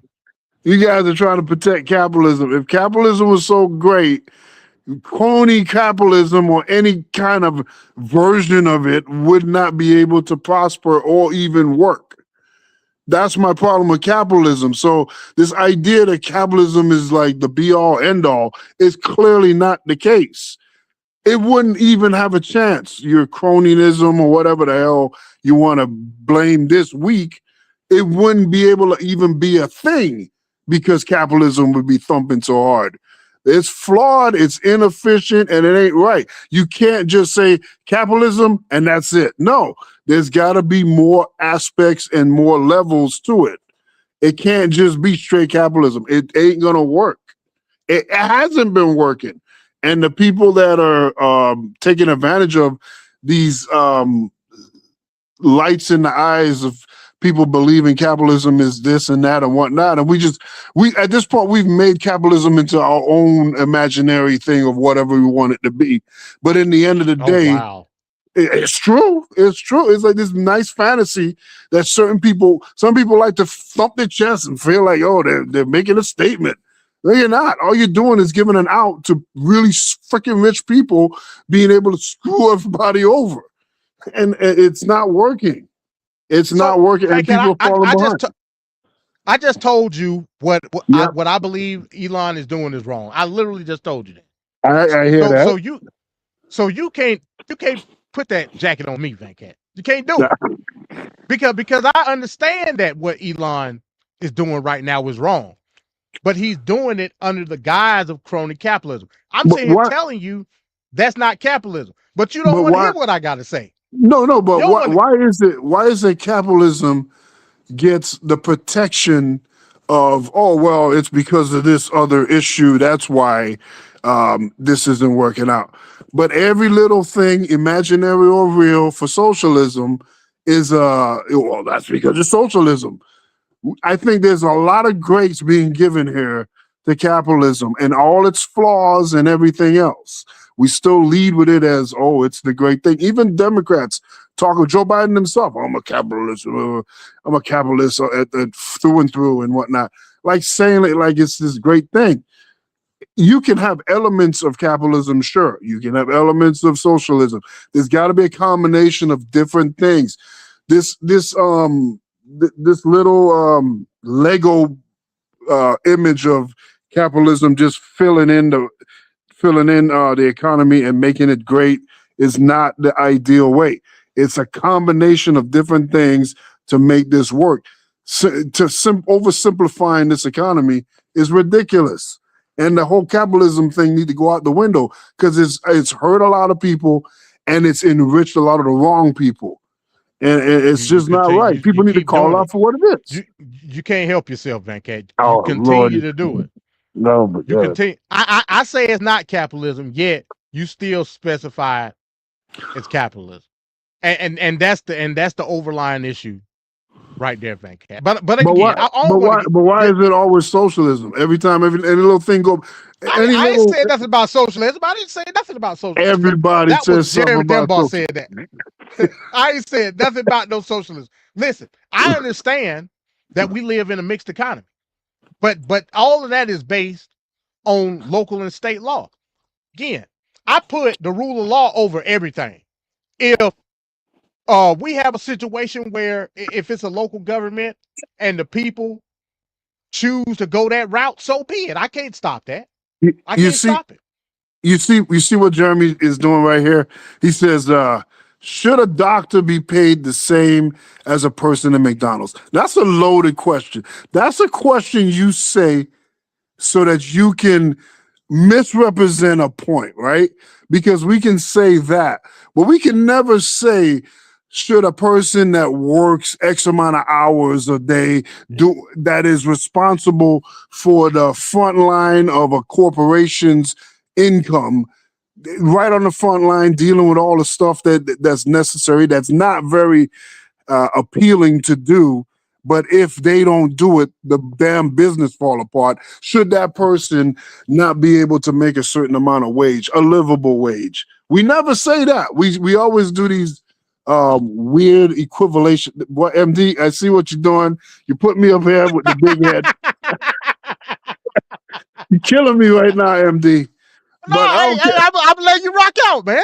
I ain't do nothing wrong. I'm just saying. I've seen these manipulations where we dig into these misrepresentations of certain arguments, and usually, whether knowingly or unknowingly, we're saying things that's propping up the rich and the powerful.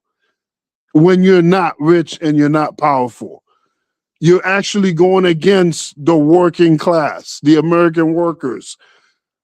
You need to see it from the majority of the people are workers, are working class folks. Things got to start working out for that group of people.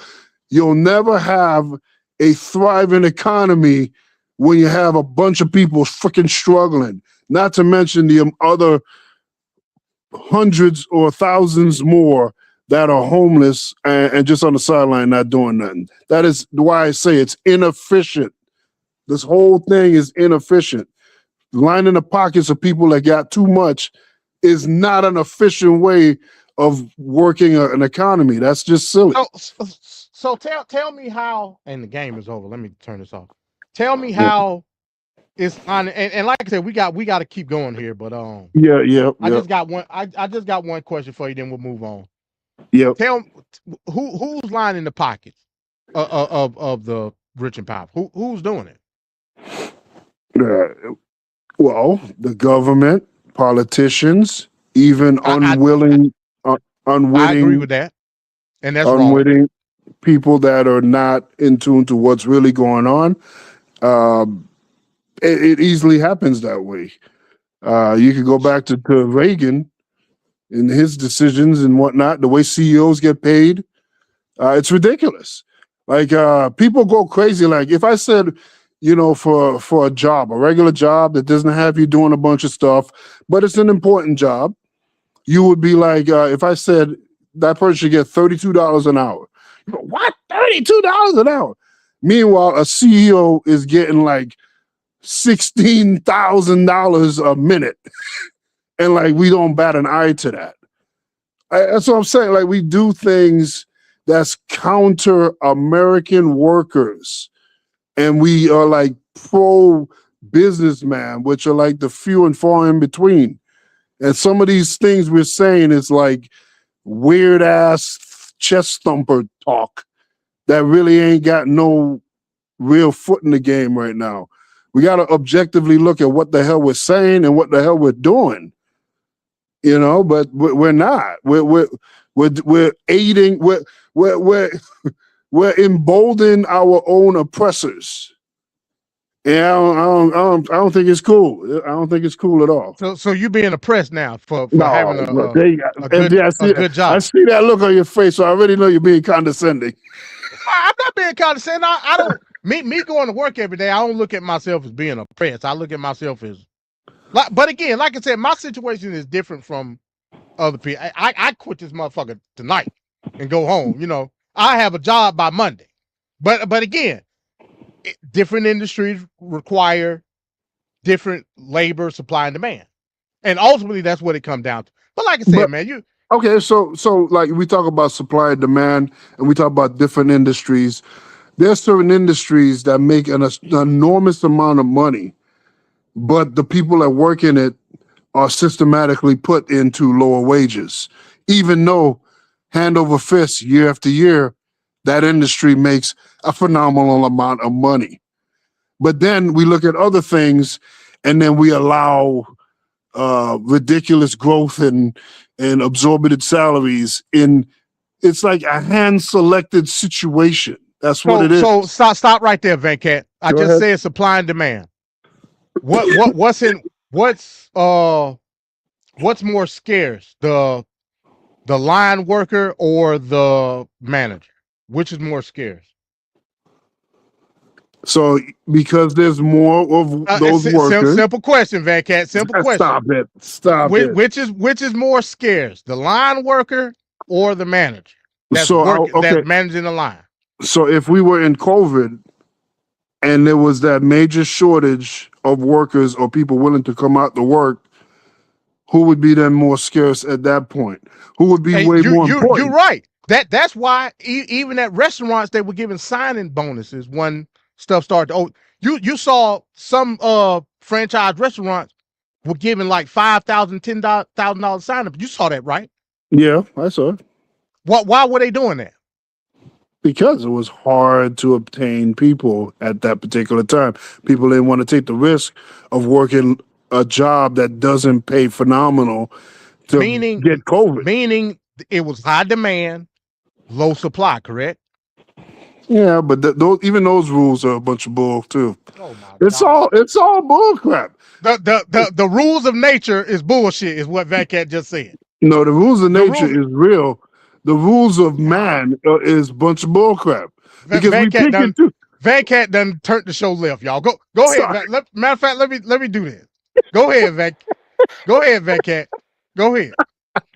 Oh, I can't. I can't.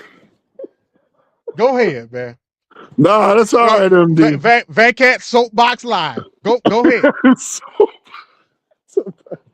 Go ahead, MD. Continue with the show, sir. I want you to finish, man. No, I ain't got nothing to say, man. Are you sure? Yeah, I am sure. Because you're gonna keep arguing with Jeremy. Jeremy gonna keep commenting.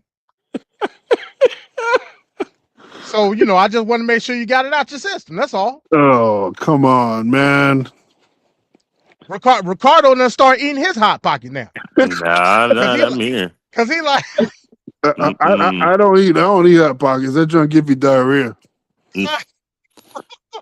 I'm dead serious. It's horrible. Okay, all right. Well, all right, man. So let's move on to the show. Yeah. Speaking of Florida, I'll be remiss not to talk about this. Yep. So it's a debacle going on in Florida's. I think it's District 20. I think. Yep. How redistricting pit Wasserman Schultz against black Democrats in Florida. Y'all Floridians, y'all tell me what's going on down there, and what's the. I believe, Ricardo, that's y'all district, correct? It's border. It's actually in my district. That is correct. It's okay. Yeah. So yeah, man. I need your input on what's going on with Debbie Wasserman Schultz, man, and how Negroes down there feel. The problem is Debbie, and not for nothing, Debbie has been annoying. What you call a legacy. She's first. Let me ask you this. Hold on before you start, Ricardo. Mm-hmm. I need. Are you gonna give your vote to Uncle Luke? Oh, I would vote for Luke. Yeah. Oh yeah. He would get my vote. I would vote for Luke. He's been very. You know what? He's surprised me a lot, MD. To be perfectly honest, Uncle Luke, the Mr. I'm Nasty, from back in the day, has really been so opinionated that he's actually moving the needle a lot for the black community, and I think that's we don't went from grabbing by the pussy to pop that pussy. To pop it. Oh Lord. Yep. And busting it wide open. Pop that pussy. Pop. It's very, very surprising that Uncle Luke, of all people, I never thought I'd live to see this day, but he's been very much an outspoken figure, but he's always been a very outspoken figure. But to see him politically now in that drive, he's kind of like, he's equivalent to how people felt, because I know MD feels indifferent about like how Plies, like all of a sudden became like political, and everybody was like, wait, like you were that politically sound? It's the same. So I think for me, he would get my vote in a heartbeat. I would have no issues giving him the vote. Now that's very shocking to come out of my mouth, but nothing should shock you. I would agree with you though, Ricardo. I would even say since the free speech trial, he was always political. Mm-hmm. That was a political thing. But it's very interesting to hear his take and speak so pronounced on the nuances of it, and not be like, okay, well, wait a minute, you're more like it will be like, I don't know if you probably do listen to him. It would be the equivalent of if what's his name? What's the other one that's down here that also speaks as well? That was on Love and Hip Hop. Um, that sings he always Trick Daddy. He loved the kids. If Trick Daddy was to ever come out tomorrow and say he's doing something like he's politically astute, it just throws everything off because you're like, wait a minute, you're a street nigga. You come from the streets. So it's kind of like that. So it's throwing a lot of people off when it comes to Uncle Luke in that same manner because I never thought I will ever hear that man speak so politically astute. But he's very pronounced. When the Carmelo case came out, he was talking about that. He's very pronounced about how Trump and all these croonies are down here doing certain things, certain elections that black people need to be focusing on, zeroing in. He's been that type of person in the past few months that I've been like, okay, well, that's very surprising. I didn't know Uncle Luke know all about that stuff, but why would he not? So, and he's also been very vocal about the Epstein files because apparently he's been in that, atmosphere where I don't know if he was alluding to it, where he was saying, he's been around, that kind of people like Epstein people, and he's always found it weird, but never realized that he was a part of it, if that makes sense, because he was invited to certain things. So he's given the gist of it. But back to Schultz before I go off on a nigga babble. She's been one of those people that has been very vocal. She's been there from the onset. She's been, the Democratic Party thing. But I feel like she has a hard time letting go. She reminds me of what's her name? That was a part of the Democratic Party, but and then her husband got injured by the hammer Pelosi. guy, by Pelosi. She reminds me of Pelosi in the sense where when people are saying, okay, now it's the time to go. We appreciate your efforts. You've done a great job. But now it's time to let the new school, the new class come in and give them, way. She says, oh, but I've done so much. That's literally what they asked her today. She said, oh, but I'm the one that gets things done.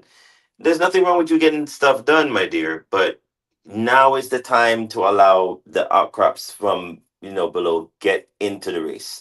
And I think she's having a difficult time. It's like kind of like she's saying, but why would you want to get rid of me now? Like I've been the one that does, been doing all the work. And I don't know how you feel about it, Van Cap, but I feel like it's given to me, she's basically given the I am not ready to leave speech. And I think she's gonna have a difficult time when it comes to the black, voters down here. They're gonna look at it like, okay, so yes, it's I think she is a Zionist. I could be wrong, but I think so because she's Western man. She Jewish, ain't she? She's Jewish. That's what I'm saying. So the voters here will give her the push, but the black population now, this is where she's gonna have a hard time. If it comes down to it, I do see her probably losing, but I don't think so. It's gonna cut it really close, but she's up there. She just I don't think we've seen her do anything that would make her be kicked out easily though. Have you ever seen her get in trouble down here, Rankat? I don't think so. She's not that type of person. No, she gets away with a lot, but She gets away with a lot. people but- don't like her over here. I know a coworker of mine, he can't stand her. And he met her in real life. He can't stand her. Yeah. So Ricardo, do you look at it as it being like white savior syndrome? Was she trying to swoop in? Because I believe because of redistricting in Florida, this is going to be the only black majority district in the state, correct. That is correct. That's where the issue comes in, and I think for the first time, it now puts her in that crossroads or the crosshairs of the Black Caucus that's down here. I think we never thought we'll see this particular issue come into play, but here we are because Florida is now doing the push of doing the whole redistricting initiative, like how Texas did it, and if what's his name gets his way, the current governor gets what he wants, more like it's going to be the play here. I just don't know if she's going to have an easy time letting go of, being the person that's no longer going to be in charge. I don't know how that's going to work for her, but a lot of people, she's polarizing. It's either you like her or you don't like her. And I don't know where else everybody else fits in terms of the voting. So it will be interesting. I know it is that, I think it comes across to me, MD, like just how you just said it, the white savior syndrome. I think that's where we have a problem with this. I don't know if if the Democrats are gonna, and more than likely she's gonna get the push because again, big money talks. So she could get the push from the money put aside in terms of the blocks, but I don't know. It's a tough race all around. I usually I know how to predict these things. I just don't know where everything's gonna fall coming the midterms. I just don't know. For her, it's a toss up, and I think it's a very hard one. I just don't. It could go either way. It could Hey, go either way. Ricardo, Jeremy Dunbar was asking you a question What about, I has guess, either yeah, one you he's are talking about, I think he's talking about Trick Daddy and Uncle Luke. What is either one you were speaking on done for the people? done for the people, like in terms of the community itself? Yeah. Uncle Luke has been one of those people where he, and I'm not for nothing, like he's literally done, like goes back. Like, you've heard like Trevor mention when he had his show where if you came from a certain community that you're supposed to go back and at least try to aspire, try to help out. He is one of those people that I've known of that goes back into the Miami community where he's from and actually like done pushes meaning like get community centers and get kids off the street and donate during like the Thanksgiving, the usual crap that you usually see people do. I haven't seen anything where he does anything else other than like your peewee football thing. I don't know what you call those MD where they do like Yeah, these. yeah. He do a lot with He does, youth yeah. football. He does a lot with football, and I think he's don't quote me, but I think his son plays for a team, something like that. But he's been a part of that sector where he goes into his community and do push and drives of like food drives and food banks and all that stuff. So I wouldn't say he's like a Snoop Dogg that doesn't and go back into Compton and do all that stuff. Like he is a part of the whole Miami scene. So that's where I said it would be. I didn't know he was astute like that politically until I heard him 2 months ago or a couple of months back, where he was like, "Yeah, I might jump into the race, and Black people need to now be aware of the croonies and all these people that are here." And I was like, "Oh, wait, he's kind of like applies." Like I didn't know, he was that astute, but he is, Jeremy. He's been. I'm not gonna put it on him where he's not. He's never been back to his community. He's still, even though he's up there and might have moved out, he still goes back from time to time and contribute to the Miami community he's from. So I can't say. And Trick has also been that type of person as well. Like Trick opens businesses in his community. He's been here. He's done stuff. So in either case, people like those I will support, because if you're coming back to put money where your mouth is when it comes to like spending wise, when you make it big and all that, I'm a big proponent of contributing back to the hood that you're from. So they've done either one. If we're calling out either one of them, they've done quite a lot for their community. I will say that. So I'm asking you two more questions, then I'm gonna go to Van Camp. Mhm. So is it safe to say whoever wins that I don't even know when the primary is. I was looking in the article to see if I could find when the date of the primary was gonna be, but I don't think it did say. Is it safe to say that whichever Democrat wins this primary pretty much wins that seat? Ain't Ain't no Republican gonna win that seat, right? I don't know. That's the thing, MD. It's this state is so weird now. Like I don't even know at this point, because once upon a time we could predict it, but when the we I don't know how to say it.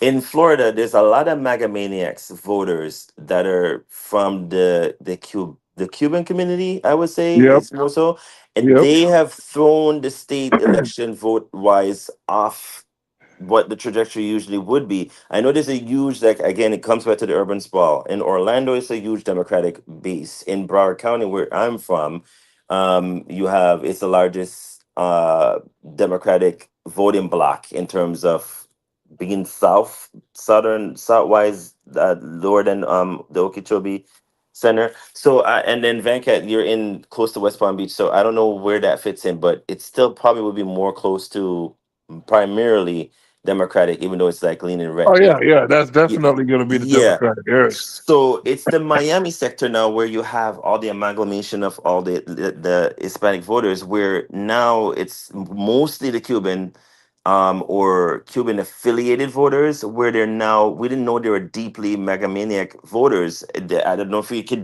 differentiate the megamaniacs from the deep red voters that will usually vote blue Democratic. So we don't know how it will flip.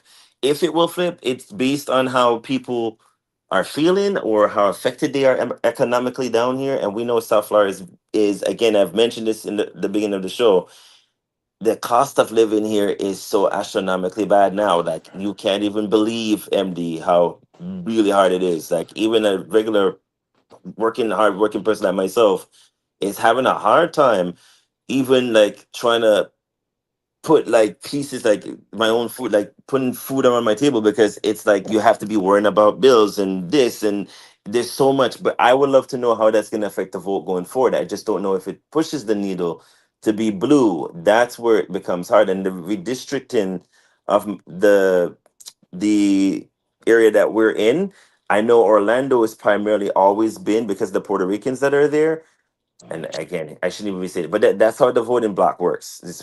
Orlando is strongly Puerto Rican. I don't know if they're going to be voting differently, but it's never been flipped red. So I don't know, MD. It's a very toss-up kind of thing here. And Westerman is in that boat where if they redistrict, which they are, I don't know how the black voters, if they're going to do the mass. It ain't if they are, they already done did it. I know, yeah. Yeah, but I don't know. It's a wrap. It's a wrap. I don't know how she's gonna fit into the equation now. When it's all said and done. I just don't know. I think, and she should be worried, because I don't think she's campaigned. Every time she's ran, she does one or two campaign ads, and then that's it. So I don't know if the other people will have the amount of money to do the effort of pushing against her, and that's where she probably ends up winning, because she will get the money from the Democratic Party side. Whereas everybody else that's running is just a riffraff. So I don't know. Yeah. Much like Texas, y'all in the same boat. Where y'all metropolitan areas, yeah, it might be concentrated, Democrat leaning, like within the inner city. But once you go outside that shit, you back in Podunk. Yes, you are. And then it's worse for y'all, because y'all like against the wall, like the Atlantic Ocean or the Gulf. You know what I'm saying? So it's double worse for people in Florida. Like it's crazy to me to think that Jacksonville is not Democrat, like ran everything. You know what I'm saying? But it's not though. Reason being is because Jacksonville is so big, and it's sitting on a wall, Atlantic Ocean. Once you go to west of that 10. Podunk. But the like funny immediately, part, you know what I'm saying? The funny part about it is that Jacksonville is the fastest growing city in Florida. So in terms of like, all the big businesses and all the stuff, that's where literally it's going. Like I've been up to Jacksonville and I'm like, wait a minute, it's the urban sprawl and the quickness of everything being urbanized here is getting ridiculously up there. But when you go out, again, you mentioned the same thing. When you go to somewhere like Gainesville, where it has probably Gainesville, you might not survive. It's complete. They might use your ass as gator bait. So, Florida is such a weird mixed bag. Like I don't know, we can't even pinpoint it, because I think just south of Gainesville, it has the largest, oldest set of voters in America, where there's like a huge community of I guess elderly people, I guess, that live, like you would say, the old folks. It's black people all through North Florida though. That's true. Like once you get past, I always say this, once you get past like Ocala, then you start to enter international territory. You know what I'm saying? Everything It's Ocala North is nigga town. Everywhere I go I go through Florida every day through the Panhandle. Nigga towns. That's all I see. So I'm saying, like, why? I don't understand. Like, where's the black representation at in the Panhandle? I mean, it's there, like Pensacola and Tallahassee. Those cities are majority, they're black ran. But the representation on a state and federal level ain't there. It's not. And just to answer Jeremy's question here, do you think Jacksonville is growing faster because Miami has reached its limits? Yes, Miami has been reached its limits, passed along. The problem with, if you look at Florida, it's like a skeleton. So when they built South Florida, because the reason why Miami is so popular is because the Miami River, before it became the industrialized thing that it is now, was the only freshwater meeting point that you have before you got to the Atlantic Ocean. So when citrus fruits and all that was grown, it wasn't affected by, because if you know Florida well, close to the Georgia border or anywhere near the border, you could get winter. In South Florida, it's not really affected that much when it comes to like growing crops. So they realized that one winter, like all the citrus, if you're and just the school y'all, citrus is like the biggest fruit here in Florida. When it gets affected in the winter, it affects everything that's above a certain part of the state line. And in South Florida, they found it never gets affected. So that's where people start moving into Miami when they realize, hey, the citrus fruit is not getting affected by crap, and then you have the Keys and all of that. So people now will always flock to Miami, but the problem is it's reached its urban sprawl growth, and it's so overpopulated because everybody wants to come here. Now it's like traffic. If you've been to LA, you would know how bad it is. Like traffic is terrible here.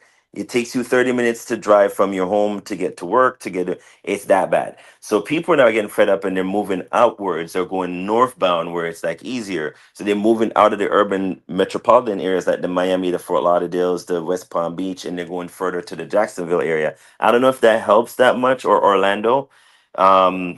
If the transportation sucks here because they're trying to build the high speed rail system, and even that's getting a pushback.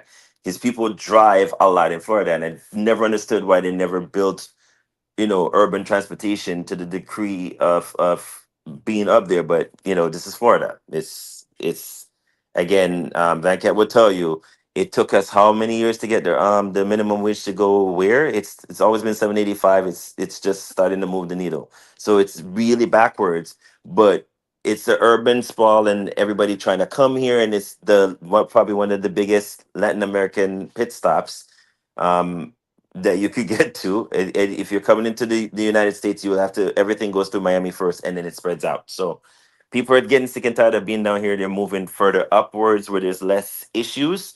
So that might, to answer your question there, Jeremy, that's probably one of the factors. Yes. All right, Van Cat, you got anything on the Wasserman Westerman? Show debacle? Yeah. No, I think it's pretty covered well with Carter there. But who are you leaning towards voting on, Van Cat, for that race? I don't know who. There's like 6 of them. I don't even know who. I know that's the thing. When it's so many people like that, that's why I have to look at each one of them. I'm looking back at like any information or videos I can find. I want to hear them talking in an interview to see how they are. Even the lady that stole the money, she in the race. I was waiting for you to say that, MD. She should not even be there. I don't even know why. She should. I don't know why she's in there either. I thought she should be in jail. I thought ethically speaking, she wasn't supposed to enter the race, but this is Florida. Nothing should surprise you at all. Yeah, but she's crazy. She should not have been there. I don't know how she ended up back in that race, because she stole a lot of money. When I mean, it's not even chump change, it's a lot of money she stole. But that's a whole other conversation to be had. I don't know who, if my bets might be at this point be Uncle Luke. I don't know, but I'm still going to do my research and my due diligence before I vote for anybody. But it looks like there's 5 Negroes on one side and the one Westerman on the other, and that's where we're falling at this point. Yeah, that's a big problem too, where the politicians are facing less consequences for illegal activity. A cashier at a regular ass store steal $25, they're gonna chain your ass up. I've seen it myself. They're gonna give you that walk of shame. Freaking cops gonna come around here looking at, like, okay, you stole that $25. Van Cat admitting that he's stealing out the register. No, he has to survive, MD. MD has to survive in this capitalism. He has to survive in this capitalistic world. He has to survive. No, that's not me. That's me witnessing a whole bunch of crap that I've been seeing over the years, man. And it's just crazy, man. The way things are. You could be a cashier, a regular ass old lady cashier, and you got more things to abide by more regulations and rules and consequences coming your way as a 65-year-old elderly lady that's a cashier. If she mess up, oh my God. And here we got people running for office and they're brazenly breaking the law. And you saying register come up short, you're going to jail. Oh, yeah, I'm just saying, man. It just seems like it's hard on peons like that. It's just crazy. Okay, all right. Well, you might get a kick out of this one, Venkat. This next story. We got 2 more stories, then we got the duck. Then we up out of here. So, I wanted to talk to you about this, Venkat. Yeah. This is an NPR report saying, "Do internet superstars matter in elections?" Hell and no. of course, we're talking about Hassan Piker and all the candidates that he's endorsed and campaigned for. The bulk majority of them have lost their primary. Of course they're gonna lose. But there's one that's being highlighted. This Al Sayed guy up in Michigan. I think that primary is August 4th, and they're saying that there might be a slight chance that he could pull it out. And as far as in the primary, in this report, it talks about not just Hassan Piker, but a lot of people getting into social media, and it's talking about Spencer Pratt, which we're gonna that's gonna be the last story. Lord, the LA mayor race. It's talking about how Spencer Pratt came up and got a big media following online, and it's been others. You know what I'm saying? So, Venkat, do you believe that? And of course, Joe Rogan. 2024. That was a huge factor. The influence that he had with getting Trump elected. Do you think it's an optimal strategy, or do you look at? Me personally, I think it's a joke. I don't think that's not to say that people that are influencers or media figures can't have a take. I'll never say that. But should we take their stances as like the Bible law? No, of course not. You know what I mean? I think a lot of people are inclined to listen to them because they feel a kind of a relatability with them. I mean, Kamala Harris, she completely didn't do that interview with Joe Rogan. Now, after the fact, we hear a kind of a different story. It came by as a different story, more like Joe Rogan messed up the opportunity for that more so than Kamala Harris did. But a lot of people feel like that may have hurt her, among other things, for sure. Like when she couldn't answer the whole what is the difference between you and Joe Biden on The View. I think that really hurt her when she said. But yeah, I think this other type of media that we have, it can't be pushed to the side or dismissed. It does have an impact. It's there. How much of an impact, I guess, will vary from influencer to influencer and situation and race upon race. So, but we know that in 2024, it damn sure had a big ass impact. Not just Joe Rogan, but others as well. So, yeah. I mean, it had a huge impact. To me, I just gauge it as, people being easily influenced based on stupidity. You know what I'm saying? And people have preconceived notions about what they want to believe. All they need, they don't need a group of people. All they need is one person. Right. Especially if it's a popular person. All they need is one person for that confirmation bias. Just need one. And that's not a one-sided issue. That's on both sides. We're seeing that right now with Hassan Piker. We're seeing it literally right now. All you need is one. But whenever we say the both sides thing, is it at the same level though? Because there's Hassan Piker and maybe a couple others, where on the right side, there's a litany and there's a pack of niggas that just have that type of outlet there. There's way more. so the both sides thing always gets me because, yeah, Hassan is one for sure, but Joe Rogan's the biggest one of all. He's on the right. Yeah. And then there's right. many of them as well. So it's never really the same. And that's the thing. With me, it seems like with Democrats in politics, the Democrats are walking in a muddy room with white outfit on.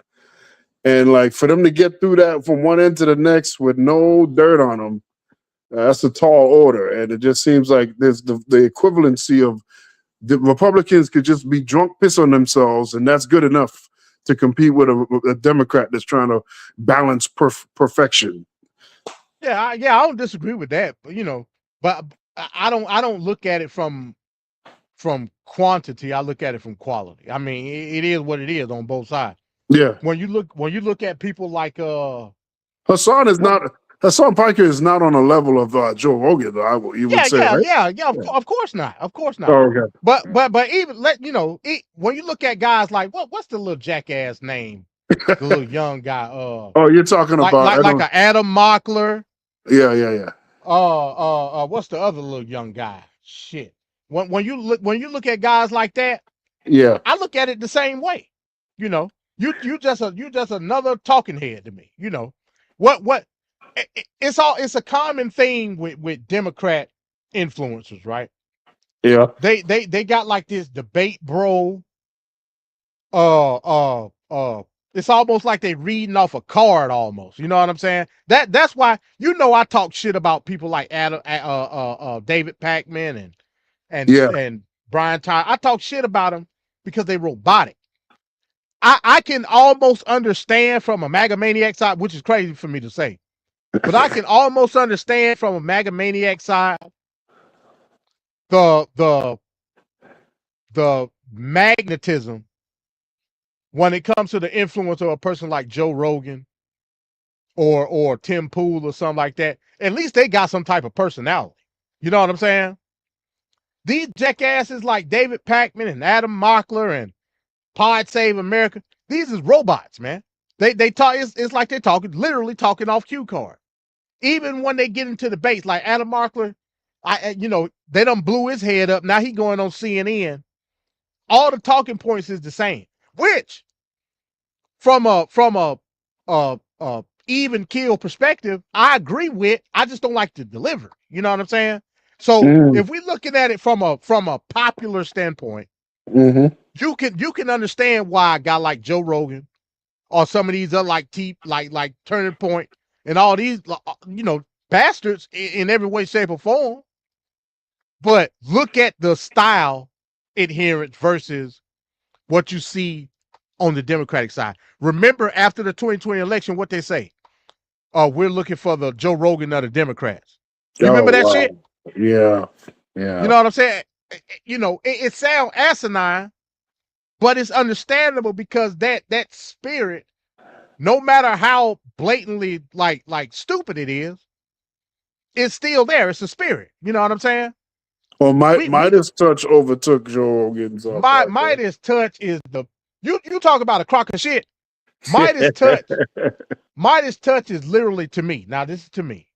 Yeah. The worst Democrat media source on the internet, and I'm gonna tell you why. Okay. Look at all they thumbnail. You ain't got to watch one video. Just look at the thumbnail. Breaking news on such and such. They ain't talking about shit. Yeah. I've noticed that. Trump half dead. I'm like, hold on, wait, what? Something that happened to Trump? Ain't nothing happened to Trump. Yeah. And these are the same people. Yep. These are the same people. It was a lady that was on Midas Touch named Jessica Denson. I used to watch Midas Touch. I used to watch him for critique purposes only. I couldn't stand them. It was a lady on Midas Touch named Jessica Denson. She used to be in the first Trump administration. Yeah. She started the whole campaign, the impeach Trump shit. They got mad at her for saying that Trump stole the 2024 election. They got mad at her. Who you're saying the people at Midas Touch got mad at her? Yeah, they fired her. Oh, okay. Yeah. They fired her because she was making videos with claims of, Trump stole the 2024 election. I mean, she was compelling evidence she was bringing up. I ain't saying it wasn't. I don't agree with it, but compelling evidence nonetheless. They fired her. I'm like, hold on, y'all fired her, and all y'all do is clickbait. Like every video, that's all y'all do. Now, the only person I like on Midas Touch is Popeye. I like him because he a lawyer. He talk law shit. Yeah. Everybody else kiss my ass. I can't stand them damn Marcellus brothers, man. I can't stand. And I don't understand how they became the number one podcast. I don't get it. They did it. I don't get it, man. Listen to them, man. I'd rather fucking grind my teeth on the curb, man. Listen to them. I'm just being honest. And that's a common theme with a lot of Democratic talking heads. That's a fact. I spice the shit up. I'm not saying that you got to get on here and lie and say crazy. Hell, some even do that. It's a guy on Twitter. Have you ever heard of him? Veccat, Ricardo, Ed Crassatine. You ever heard? They actually twin brothers. No, I think never. one name Ed and the other, I forget the other one name. They outright lie, just like Mac. They Democrats though. Well, they might as well lie their ass off during the Tallarico Crockett debacle. It's another guy. Oh, what's that guy's name? I forget his name. Is it the gay guy? The gay guy? Is he gay? What's his name? Tell me his name. I see it in my head, but I can't. I don't know if he's gay or not. I don't know. I think, but yeah, it was one guy saying some of the most racist shit about Jasmine Crockett, and that's part of the reason why it's gonna be bad for Tallarico if he lose. Because part of the reason he's gonna lose is because of what a lot of these Democratic influencers online were saying about Jasmine Crockett. That's a fact. Yeah. And Adam Mockler got on Hassan Piker podcast and was talking shit about black people too in Texas. Oh, I didn't know that. I didn't know that. Yeah, I could pull the clip. Wow. So again, man, I might have to be like Black Power at some point. Because well, then Mike is right. Mike is right then. Well, you all give it up for Mike. Yeah, I'm reluctant, man. I'm reluctant, man. But it might get to that point because it's almost like a lot of people are so blue that they become anti-black. If that makes any sense. Yeah. You know what I'm saying? A lot of people think that shit only apply for black Republicans. It don't. It don't. Right. Oh, you're very true. Saying? That's very true. That's very true. Yes. Democrats can do it just the same. I would say more so, you may not like it, Vatcat. I would say more so progressive. A lot of progressives. You've been talking about Bernie Sanders and his moments. Yeah, Bernie Sanders anti-black. That's just what it is. He is. Oh man. I can't sugarcoat it. He anti-black. But my favorite is Elizabeth Warren. I've always liked Elizabeth Warren before she became in politics. I knew about her from a documentary in the early 2000s. So I was surprised when she came into politics. But so you rocking with the $5 Indian is what you do. You don't mind her co-opting the Native American because it ain't you. Oh, stop it with the Pocahontas. Come on. You don't mind that, huh? Oh, stop it. But anyway, man. Yeah, let's get into the last story, then we'll go and get in the duck. It's almost 11 o'clock. So this last story here, like I said, we're going to go to LA. Yep. We're going to go to LA, and I want to talk a little bit about this mayoral race in LA here. Let me share my screen again. And it's some interesting things going on in LA as well. So we got and LA is an interesting. They do their elections. They do. I don't know what you really call it, but they don't. It's a nonpartisan race. meaning that they do step elections where, there we go.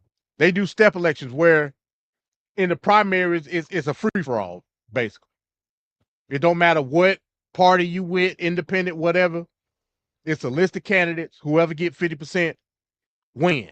If nobody gets 50%, they go into a runoff with the top 2 candidates. It don't matter if you're Democrat or Republican. In a shock, the whole thing with and I don't know why I didn't put Graham Plattner in here, but we could talk about that another day. Oh, he's problematic too. But Yeah. I mean, we could talk about it another day. yeah. But so with Karen Bass, she didn't get 50%. And the other guy, damn, I was just talking about it. What's his name, Ricardo?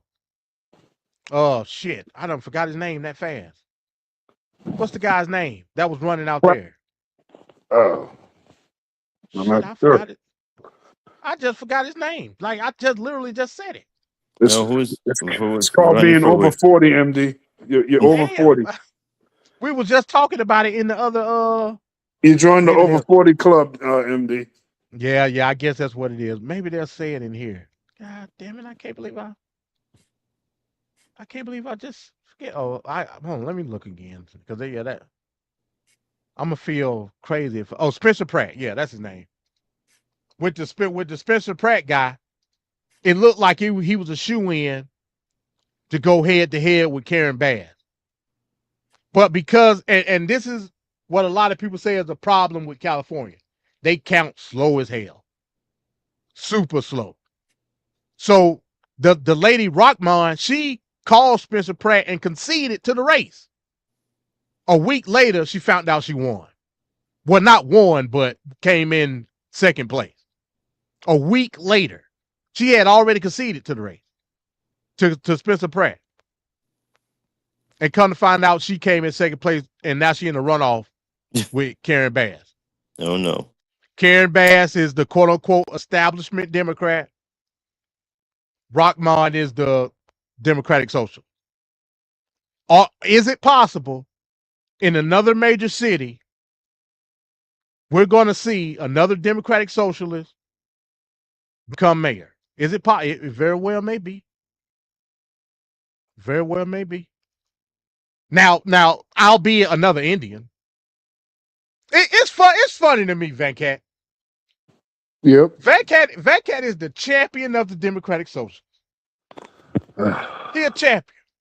Venkat ain't got no representation in the Democratic. So where your representation at, Venkat? Every time I turn around, I see Democratic Socialists. It's somebody from these strange lands, preferably India or some Arab nation. Where's the nigger representation at in the Democratic Socialist Party, Venkat? There ain't none. Where's it at? I see the Democrat representation in Karen Bass. She a sister. That's your black and brown coalition. That's not an indictment on progressives. That's an indictment on black people. Not knowing what time it is. That's what it is. That's not an indictment on the progressives. Now you finna ruffle some feathers, man. Now you finna ruffle some feathers, man. Oh, Jesse. Now you done did it now. All right, that's it right there. That's the straw that broke the camel's back. You done did it. Now Venkat blaming the Negroes. I'm just saying they gotta get up, they gotta know what time it is. They need to get up to speed with what time it is. You know, a lot of these Negroes, they going on with these conservative ideals that never served them well to begin with. Some of them still attach themselves to the Republican Party in the days of old. Yeah, we used to be very conservative, blah, blah, blah. And I'm tired of these so-called conservative, whether black or white. And they talk about being conservative, and then they go off and do unconservative things. You know, I don't think they know what the word conservative mean anyway. A lot of them don't. A lot of them don't. I agree with you on that. Yeah. I agree with you wholeheartedly on that. So we're looking at a situation in LA where Karen Bass got a lot of heat. initially in her term. Remember, she came right out the gate with the LA fires. Everybody remember that. Right out the gate, Yeah. Trump was on our ass about the LA fires, lying, talking about they had to get water from Northern California and somehow magically get it all the way down to LA. How they did that, and I still trying to figure out how they did it. Logistically, I don't even understand like how that was possible. She had a whole bunch of heat on. She had heat on her initially with the handling of the initial. Remember, all the ICE shit jumped off in LA. That's where it jumped off at. Right. Remember when that when black they guy, raided, they never talk about him. They never talk about that black guy that got killed first. Yeah, when they raided the Home Depot and all that, that's where it jumped off at. Yeah. A lot of Democrats, they scolded her, in a perceived notion to believe that she was actually, cooperating with Trump and ICE. So she done faced a lot of heat in this initial run as mayor. Is that going to be a deciding factor with Rockmont coming in now, again, coming in as a socialist in a major city? Oh, wait, you said socialist, like you just want straight socialist? That she is a self-proclaimed socialist. Mm-hmm. Yeah, that's what I'm saying, Venkat. She's a female Mamdani. That's a fact. Now, albeit, look, in this LA Times article, yeah, she helped Rockmont because she's a city council member in LA County. Karen Bass pushed her heavy in her campaign. Now she again, Negroes, we got to get it together. You helped the Indian out. Yeah, gave her a shot in city council. Now she done stabbed you in the back, finna get ready to take your position. I'll be damned. But it's okay because she's a Democratic social. It's okay. So again, it's gonna be interesting to see how this all plays out. MD, my whole thing with progressivism is I'm more about the actual policies of progressives, not the individual people and whatnot. Because people are trash and people are usually flawed. I mean, we've seen this in all walks of life. People you thought were cool, and then you go on and you find out more and you realize, oh God, that went straight to hell. But when I talk for progressives, even more so than progressivism is bigger to me than Bernie Sanders. I support Bernie Sanders and other progressives, but I'm more about the progressive policies more so than the actual cult of personality. I don't disagree with that. Remember, we already done had this discussion before, Venkat. I told you I believe in progressivism. I believe progressivism, from a political sense, is the natural order of things when it comes to policy. I told you that. I don't have no issue with progressivism. I think naturally we all lean to some aspect of progressivism, whether you're Republican or Democrat. Yeah. Because it's only natural to do so, based on the social needs of the populace. That's just a fact. A conservative might not agree with that, but even unconsciously, they do a lot of progressive shit throughout the year. That's just what it is. You can't help it. So I approach progressivism in that aspect. When I talk about progressives, from a negative, I don't even, but not even a negative. When I look at them, see, I told you, but Venkat love putting jackets on people, boy. That shit is crazy. When I look at them, let's just say in retrospect of the shit that they do. Yeah. Right. I'm looking at it not from a policy standpoint. I'm looking at it from a rhetorical standpoint. Okay. Their rhetoric is dangerous. Van Cat. That's just what it is. Dangerous. It's dangerous. That's just what it is, Van Cat. How's it because it's dangerous because they take away certain aspects of distinct demographics. We just got finished talking about Bernie Sanders, and I told you I proclaimed that Bernie Sanders was anti-black. Why did I say that? Because in the past I've heard the rhetoric of Bernie Sanders being distinctively anti-black. That's just a fact. Hassan Piker, I've heard him say things that were distinctively anti-black. Yeah, That's just what it is. We've heard it. It's not that I'm disagreeing with policy per se, not on the grand scheme. Now, I'm not saying that I'm progressive politically from a group standpoint. I'm not. You know, I'm libertarian minded, but I understand the progressive nature of how politics work. Like even if I was a conservative or a blue-blooded libertarian, I still understand that I have to have some type of progressive policy in order to move forward with society. It's no way around it. Right. You know what I'm saying? But that's not what I'm talking about when I talk about socialists and the DSA and all. I'm talking about their rhetoric. Their rhetoric is dangerous. And it goes back to that shit where I was saying some Democrats' rhetoric is dangerous. You know, I just got to call it a ball, and strike a strike. At the end of the day, that's just what it is. And the reality is, if I put my reading glasses on and I look at the Democratic Socialists of America as a party, I don't see no black people. I just don't. You know, do you see any black people, Ricardo? Ricardo said no earlier. I mean, you know, that's just what. Now you got to ask yourself, well, why is that? You know, at least from a broad sense. If you look at a place like LA or New York, of course, you know, it's going to be a sprinkling of black people. But these are strange lands. That ain't America. I can't go to Atlanta. I can't go to Birmingham. I can't go to places like this and see no Democratic Socialism because that's not the reality that I live in. It's just not.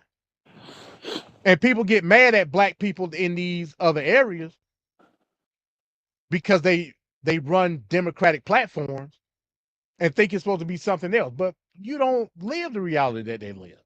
You just don't. That's why I said Mamdani don't get no play in Charlotte, North Carolina, or Myrtle Beach, South Carolina. No, because it's a different reality. And now how is that reality economically? Better than New York? I don't think so. Bullshit. I don't think that those places. Matter of fact, I would say that those areas actually are getting money from New York. No, places like that. Don't see now you done. Stop it! Pot now, Venkat. Stop it now. Charlotte, North Carolina, Venkat. We just said earlier in the show, you go downtown Atlanta and go ask 10 people where they from. 8 of those 10 people gonna be from out of state. 5 of those 10 people gonna be from New York City. 5 of them. Yeah. Why are they bringing their ass down here? Because it's better economic opportunity, Venkat. That's a fact. That's New a fact. York, Charlotte, North Carolina, Columbia, South Carolina. These places are raking in money right now. Now you trying to tie the see you generalizing, Venkat. No. We know that the money is coming from those states that generate the money. That's not true, Venkat. Do you not know? Ricardo, let me ask you a question. Come on, MD. You may not know, but I'm gonna just ask you. You may know. Charlotte, North Carolina is considered what right now? If you don't know, then he said a dump. Charlotte, North Carolina is the banking hub of America right now. Charlotte, North Carolina. Yes, sir. As well as other things. the majority of the banks are headquartered in Charlotte right now. Yeah, Like the major because banks. Shout out because to of BOA. tax breaks and whatnot. It's because of Of the course. location. Bingo. But Ding, ding, ding, ding. Yeah, but that doesn't make Charlotte this great ass economic beacon. Oh my It's God. it's a business decision that corporations and CEOs decided. Let's relocate here because if we pop our ass over here, we can get a tax credit. We're going to get That's not- subsidies. that- Correct. That's not that state actively doing something that is generating billions and millions of The dollars. state it has to get. Oh my God, Venkat. Yeah, Come on now, Venkat. MD. I'm enrolling you in my economics class, bro. Stop. I'm Come on. enrolling you in my economics class. Listen, it's the Come on. state that's giving the governor of said state Mhm. tell said company, hey, look, move to our state. We'll give you subsidies and tax breaks Where that come and from? all type of shit. Where that money come from? It Come don't on. come from nowhere. It's an initial start. Listen, you generalizing, Venkat. You trying to put in a lot of these black areas in the South, and you trying to Yeah. encompass the whole South for it. That's a bunch of bullshit. We not Arkansas or no shit like that. You can't do it, Venkat. You just can't do it. The powerhouse states in the South, we're self-generating, bro. We not these post southern states. Albeit, yes, places like Kentucky, Arkansas, Louisiana, yes, these places get subsidies from the North. I don't disagree with that. We've talked about this. Places like Georgia, South Carolina, North Carolina, Virginia, they don't. They don't. And what's the difference between those podunk states and the New South states? They black ran, black owned, baby. That's a fact. That's a fact. See, you cutting yourself short, Venkat, is what I'm trying to say and tell you. I don't see how. Because you built into the rhetoric of the socialists, and they tell you this, and again, it's a half truth. Is it really? Half though? truth. Yeah, it's a half truth. I'll tell you what. See, now we got to go to school. Let's Okay. go. So let's go. I went on Google. I went on we Google. can do it right now. And I looked up the top U.S. states by total economic output. Obviously, California is number one at 4.1 trillion. Number two is Texas at 2.7 trillion. Number three is New York at 2.3 trillion. Number four is Florida at 1.7 trillion. Number five is Illinois at 1.1 trillion. And then number six is Pennsylvania. I ain't gonna see no North Carolina or any of them other little states that you're talking about. They're Yeah, not that's gonna fine. be there. That's fine. So let me show you this then. And a lot of the money that's See, now we that's debating. I support. like this. I like this. This is productive. Now we Okay. debating, right? Oh, Lord. So I also went on Google, right? Go ahead. Go ahead. I also went on Google. Yeah. To justify my argument, it says, in context, it's talking about because of flow of federal taxes to federal spending redistribution wealth across the nation, the following states are primary net beneficiaries of balanced payments. Talking about getting subsidies from the North. Number one is New Mexico. Ain't a lot of niggas in New Mexico. Kentucky, ain't a lot of niggas there either. Yeah. West Virginia. Yeah. Mississippi, the poor Yeah. state. Yeah. I never mentioned Mississippi. Louisiana, Alaska, Uh-huh. Montana, Arizona, Arkansas. I don't see North Carolina there. I don't see Georgia there. I don't see South Carolina nor Virginia. Those are the states I mentioned. I would like to go down that list even further. They cut it off, but I'm sure if you go down that list, listen. Again, it's a list. It's gonna be all 50 states on the list. Like, I don't understand what you're asking me to do. I'm just saying, are they in the? Did they make the top 10 or 15? Probably. Let me look in and see. Probably. Let me look in and see. All right. Let me go to this because you generalize and you not understand the economic totalities of everything, and Go that's ahead. bad, Venkat. Oh, That's come bad, on, and you shouldn't do MD. that. I You shouldn't do that. No, you shouldn't. So let me see if I can.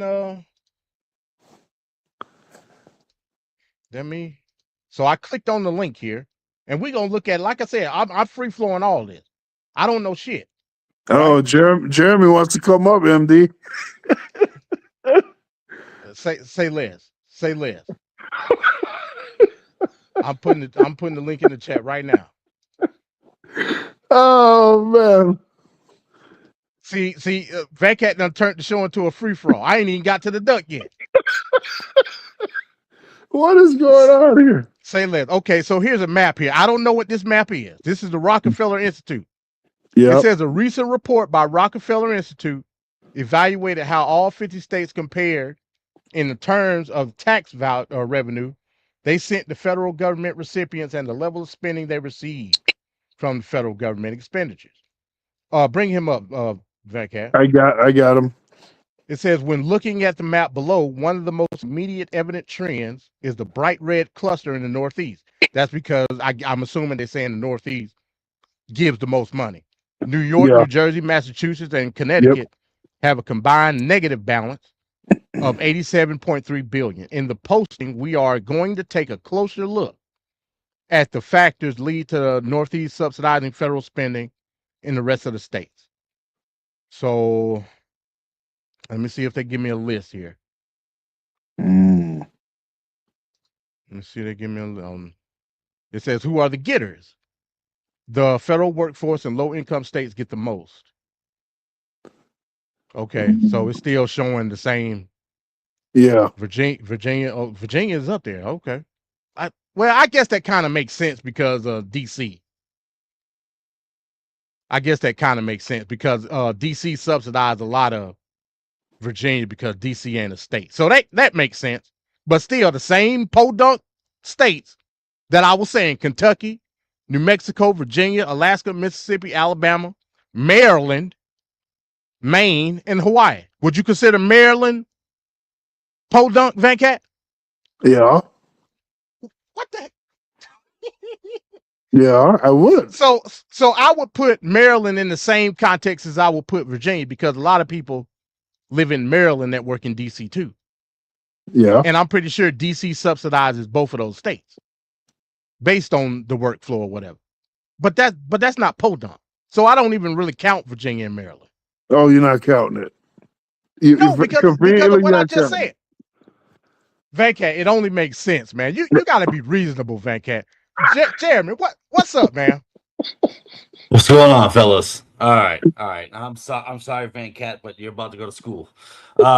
So I'm gonna explain to you what happens. So the cost of business in the state of Massachusetts, specifically Boston, is unattainable. You can't sustain it. The governor of New Hampshire thanked the mayor of Boston for making it impossible to run business due to regulations and due to high tax rates. Now, what happened was they tried to tax all the businesses. What happened? The businesses left to places that made it more profitable for them to grow and expand and create more jobs and more opportunity. Then what happened was now the mayor came around. In the past 2 years, she raised the property tax to subsidize for the commercial occupancy because 40% of the buildings are not even being occupied. So they lose that tax revenue due to higher regulations that they put on businesses. And as businesses need to grow, they need to make a profit to create more jobs. So what happened was she said, oh, because the businesses aren't paying their fair share, this is why it's falling on homeowners. And what is the push? We need to have more home ownership, correct? That's the push of every Democrat, every Democratic socialist. We need more home ownership. Okay. Well, what happened was last year, the taxes went up. I believe in Boston, they went up 13% property tax. So the property tax, what happens when you raise property tax is the property tax doesn't fall on the landlord. It falls on the tenant. That's how rents raise. Then this past year, she raised it another 14%. So in 2 years, she put it on the poor income people. She put more taxes. This is a Democratic run state. Massachusetts is as blue as it gets, and businesses are leaving. People are becoming poorer due to the bad overbearing regulations and taxes on business because they can't grow and create opportunity. That's what happens when you tax businesses, and this is small businesses to large. The tax bracket increases. What do you think happens? Now, if I can run a business, right? I have a business, and do I stay struggling, or do I move to a place where I can thrive and grow and create more opportunity for more people? It's a no-brainer. I'm going to move. I'm going to move where it's more economically friendly for me to grow as a business, thus increase good paying jobs. This is why the socialist it will never work, because it's take from everybody. It's just we dictate where the money goes. A doctor makes the same as a McDonald's employer. That's what it always leads to. So that stifles innovation. That takes away entrepreneurship. That takes away small business owners. When you make it impossible to grow and start a business due to high taxation and due to regulations, building regulations, you don't even want to know what you need to do in Massachusetts to build a home. The reason Massachusetts homes are in Boston, you can't get a home less than $1 million.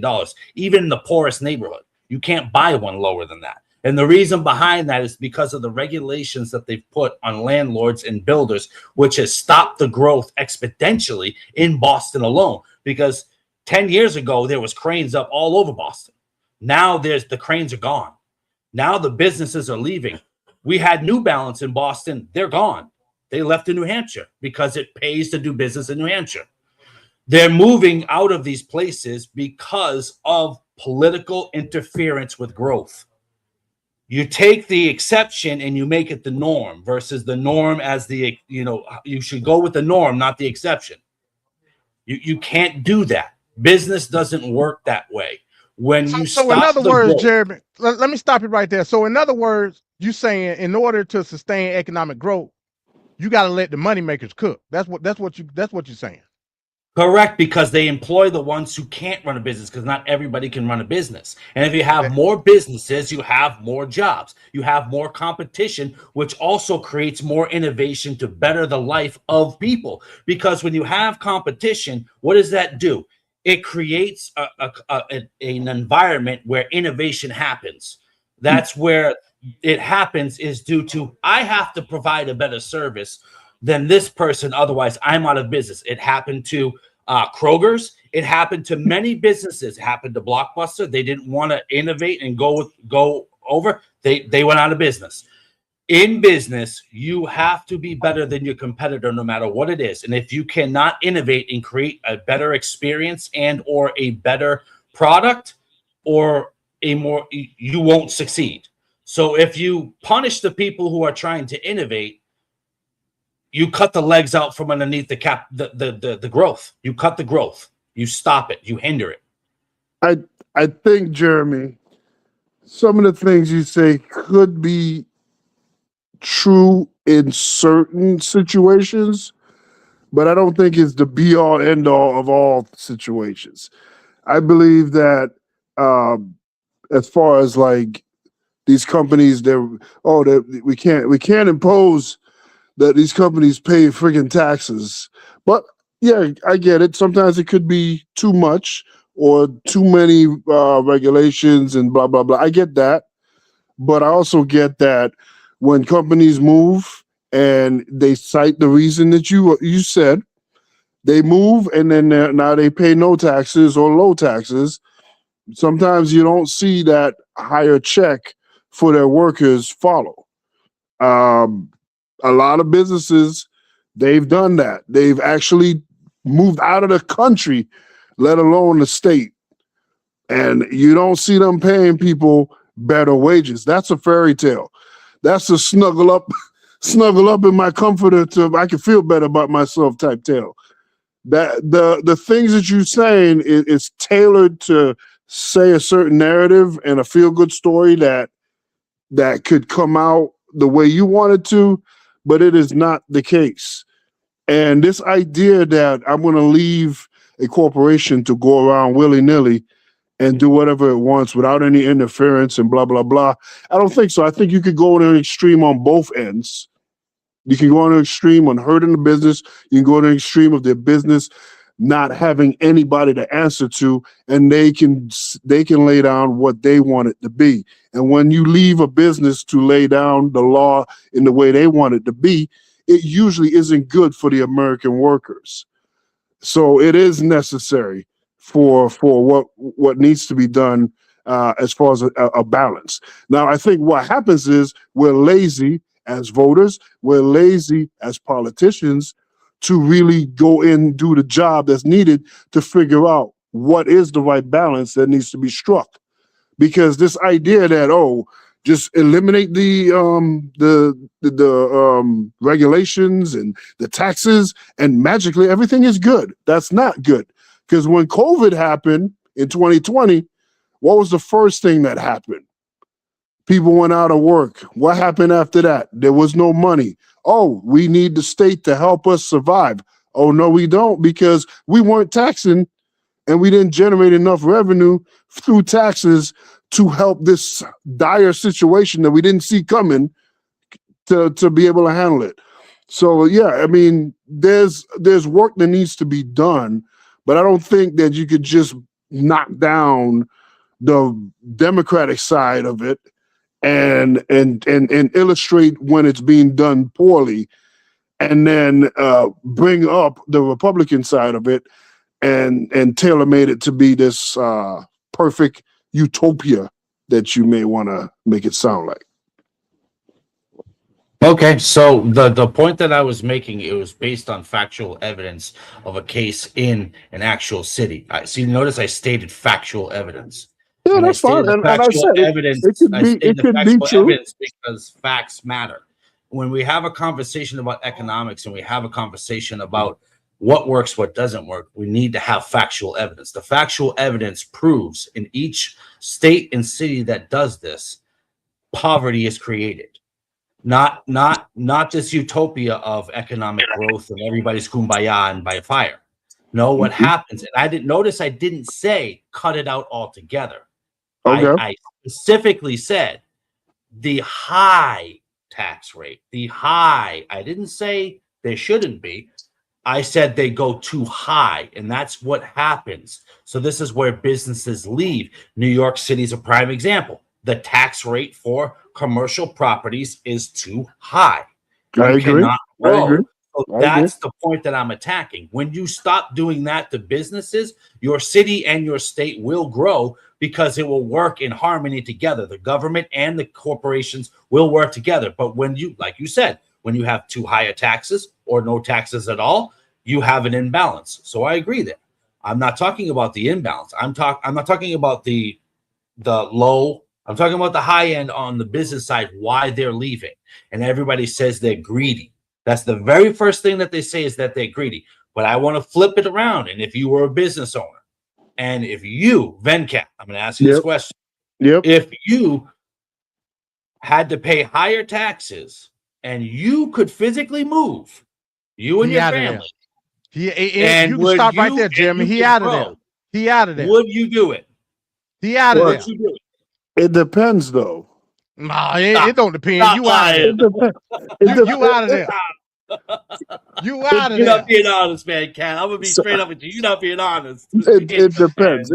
Because there's other things to weigh. Like in that environment, in that community, in that area, with the certain clientele, it'll depend. It'll depend. It's not just like, I'm getting taxed 8% here, I can go get 6% over there.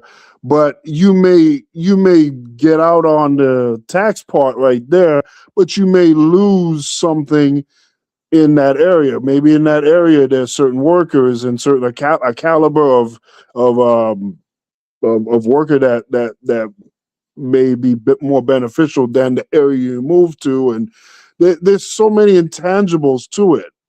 It's not just a simple thing like that.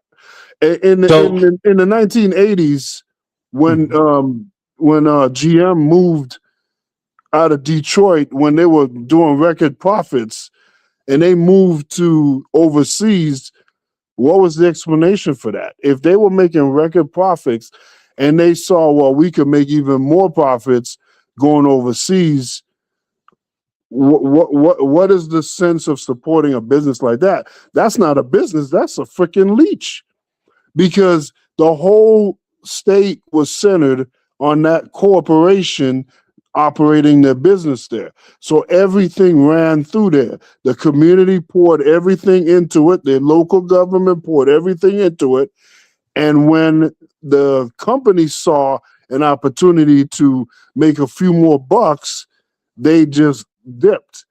And if you're not going to be a part of building up the community and building up the state and the city and blah, blah, blah, if you're not a part of that, if that's not a little piece of what you do, yeah, you should make profits, but you should also be productive within the community that you're operating from. And if you're not that, then I don't want your bitch ass in there anyway. Buy good riddance, because you're not beneficial. So any of these companies could just up and leave, and now you got this big dormant ass building that no other retailer or business can fill. That's a liability, and all these people are out of work. Why am I putting all these tax breaks and funding if another state or another country is doing less than what we're currently doing 8 years from now? We're going to get screwed over anyway. So, I mean, you guys got to stop putting the capes on rich people and corporations. They are not your friend. Let me ask you a question. There needs to be a nice balance there, but we need American workers to get paid what they are owed, because productivity is way higher than the pay. And until we get there, it's going to be a problem. Let me ask you a question, Van Cat, real quick. So, do you think that politicians should try to work with the corporations when they are threatening to leave? I use the Boston example because it's not a 2% difference. It's you have no idea what taxes are on Boston commercial. It's like I said, to build a house, you can't purchase an old rundown house for less than $1 million. That's not greedy corporations. That's bad policy. That's bad policy that creates that narrative, because the only way it raises is if the cost of building raises and also the cost of taxes raise. I gave you the example of the taxes being pushed onto the poor people who are already poor. And meanwhile, this mayor gave herself a raise of $250,000 while the people in Boston are starving. I use that example. Y'all got that Asian lady in Boston, don't you? Yes. I use that example very specifically because that's the same situation in New York City. It's the same situation in Chicago. And look at those cities. Those cities are bankrupt. They're literally bankrupt. They have filed for bankruptcy. Boston is the next on the list to file for bankruptcy. That's not a corporation problem. That is a political problem. That is a overspending problem. I'll give you another example of what they spent. She spent $750,000 on an event for trees. Well, she's not like she's the female Trump. So here's the thing, right? So this is a spending problem by the politicians. That's the issue. It's not the corporation solely. Everybody always pushes a greedy corporation because they do what's best for their business and for the employee and to expand. But they never look at the policies that these politicians create this problem. Jeremy, let me say this real quick. Let me say this real quick, Jeremy. I agree with you to a certain extent, but it's a difference between federal government and local government. Local governments essentially are corporations. Correct. No, I agree. Local governments run just like corporations, and they're allowed to do it. Now, the federal government, on the other hand, totally different story. Correct.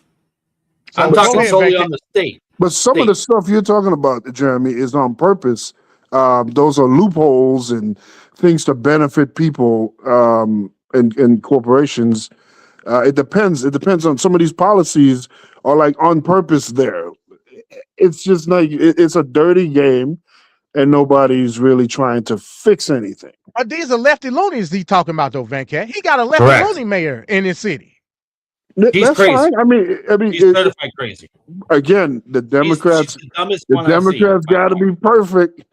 The Democrats got to be perfect. At the end of the day, they're still a politician, and not all Democrats are going to be perfect. Not all Democrats are going to be the way that we would think. It's a difference They're gonna between be- a Democrat and a lefty loony though. Oh, look. Correct. See, Correct. in the Northeast, they got lefty loonies in the north. In the South, ain't come on up here, ain't no Van Cat. lefty You'll loony, think what? ain't no lefty loonies in the South. We Democrat, Atlanta is democratically run. We don't have them problems. Charlotte, and that's why I'm going back. That's why I went back to what I was saying, Van Cat. You have Okay. to be distinct in what you're talking about. It's not a Democratic issue. I don't want to make it seem like it's a It's not. It's not a Democrat issue. Correct. It's an ideological issue, is what I'm saying. Correct. I agree with everything Jeremy just said. That's why we call him the technician. He was spot on, 100% correct on everything he just said. What I'm saying is, in other places in the country where they're all major cities are democratically run. Can we agree? Not all of them. The Not ones that all I of know them. yet. Let me see. I'm trying to name. Let me see if I can name a major city that's not democratically run. John F. Kennedy was probably the last Democrat in this state that was good. One of the last ones. John F. Kennedy was amazing.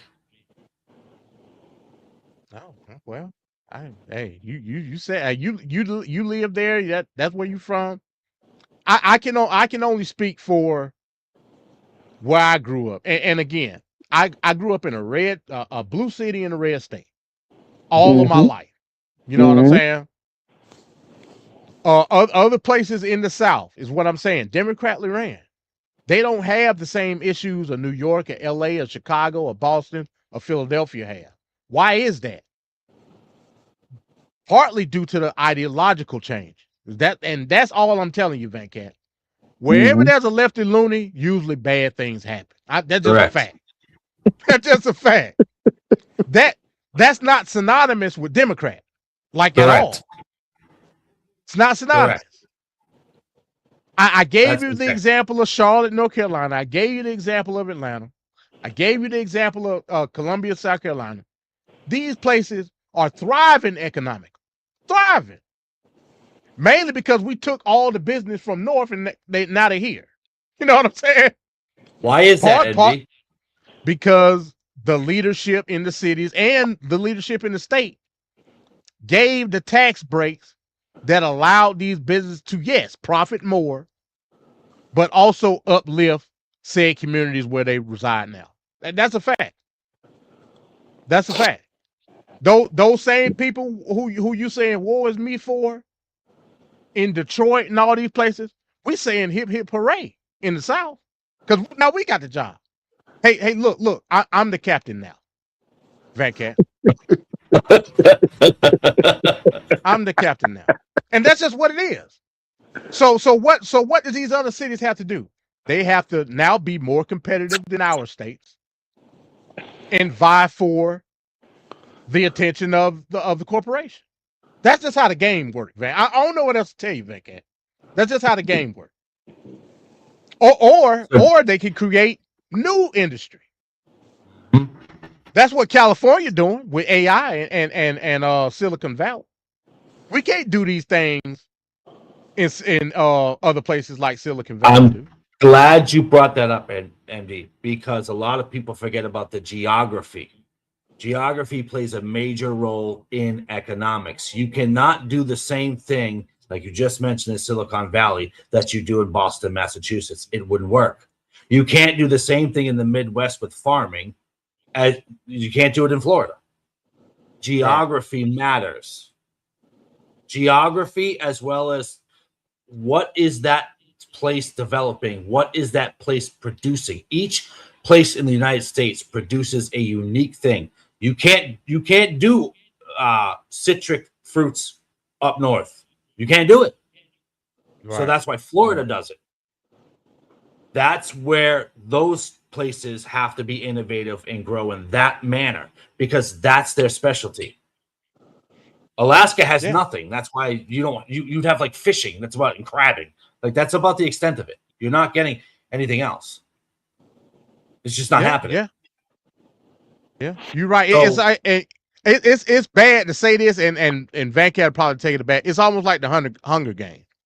Oh, in the Hunger Games, different sectors had different industry. Why was that? Because it was best suited for the geographical area. I don't disagree with that at all, Jerry. You're 100% right. You're 100% right. But Steel in Pennsylvania, coal. Yeah. In the mining towns. Yeah. That's why. You shut the coal down, those people are poor now. The Rust Belt and all that. That's why we had these areas. Like and again, it's 2026. With the advent of new technology, I mean anything possible. You know, I ain't saying that, you know, that ain't true. But in terms of competitiveness, without it, we ain't got no economy, Venkat. That's just a fact. You can't look at it from a have and have not stand. And I've never looked at economics that way. I don't think you should. Those same people with the haves is the reason why you gotta have. You know what I'm saying? It's all a symbiotic relationship. I don't take away from your choice to be competitive in the labor market. Again, I don't agree with unions, but I'm not saying that you shouldn't organize. It shouldn't just shouldn't be a centralized thing. You know what I'm saying? That's just me. You know, at the end of the day, you have to understand what your worth is in the labor market. If everybody had that understanding, I think we would be all right. Yeah. That's what we used to be. That's what we used to be. That's why we were innovative, and that's why we were ahead of the curve, is because we spurred innovation. Economic But VanCat don't want you to be. VanCat don't want you to have a value. VanCat want the government to put a value on you. Oh, that's what VanCat want. No, what I want is a baseline understanding of what are essential stuff versus what are not essential. And I want everybody to at least have a basic ability to have a shot to survive. I just don't think that what we're doing, the system we're doing, and the way we deal with homelessness and the way we deal with income inequality and the way we deal with low wages, I don't think what we're doing is the right way to do it. Let me ask you a question, Cat, on that. Mm-hmm. On the matter of homelessness, how much of that is a choice? It's not. How many of them is a choice? Hold on. How many of them have made a conscious choice to do what they did, and they're facing the consequences for their actions and their choices? How many out of all the homeless drug addicts, how many of them want to change? I'll wait. I think a lot of people ended up homeless due to a lot of things that were not necessarily their fault. Yeah, you lost me on that one, Jeremy. I can't ride with you on this one. I mean, I just talked about how a corporation just up and left because they could get even more profits from getting record-breaking profits, and they left, and now it left a whole community of people without jobs, and not just regular jobs, because they were getting paid pretty well back then. Yeah, go ahead. I'm gonna give you 2 minutes, VanCat. Then I'm gonna give you 2 minutes, Jeremy. Then I'm going to the dub. Yeah. So I mean, I don't think a lot of people are homeless by choice. I think that there's things beyond a person's control, and I think anybody can get there. There are people in the United States, they can't handle a $400 emergency. That's not by a coincidence. Don't go down that road. I'm just saying. You know, there's high premiums are a reason. Peace, Ricardo. I thought you was gone a long time. Peace, Ricardo. We'll see you on the next show, bro. High premiums are due to a whole nother reason than what you're thinking. If you go and you look at overseas over in UK, you don't get a private room. You get stuck in the middle with everybody else, and you get seen by one doctor when they can get to you. you don't have a choice in what medicine you can take in most countries. That's why you pay a high premium. You pay a high premium for the luxuries that you have in this country. I don't think so. You pay a high premium because the greedy corporations said we can make more money if we jack up the price. Oh, no. So if you go over to those other places that don't have high premiums, you get subpar medical attention. That's a reality. That's a fact. I don't know. I think worldwide, go look worldwide and do your studies on what the healthcare systems are in other countries, and you'll be thankful for the one you have. I'm just saying. I don't think so. People defaulting on their credit because of bigger than medical greedy bills. corporation, man, Cat. It's bigger than quote unquote. You're just equating to greedy corporations without any factual evidence, without any statistics. Zero statistics. You're just coming with feelings. And when you deal with this, you can't deal with feelings. You have to deal with cold, hard facts. I'm not dealing with feelings. I'm dealing with documentaries, the actual people breaking down like what's been happening. The news. I'm looking at all kinds of statistics that I've seen. Go research overseas the healthcare. Go research it, and you'll think twice. I'm telling you. Go research it. Go research socialist countries' healthcare that didn't work.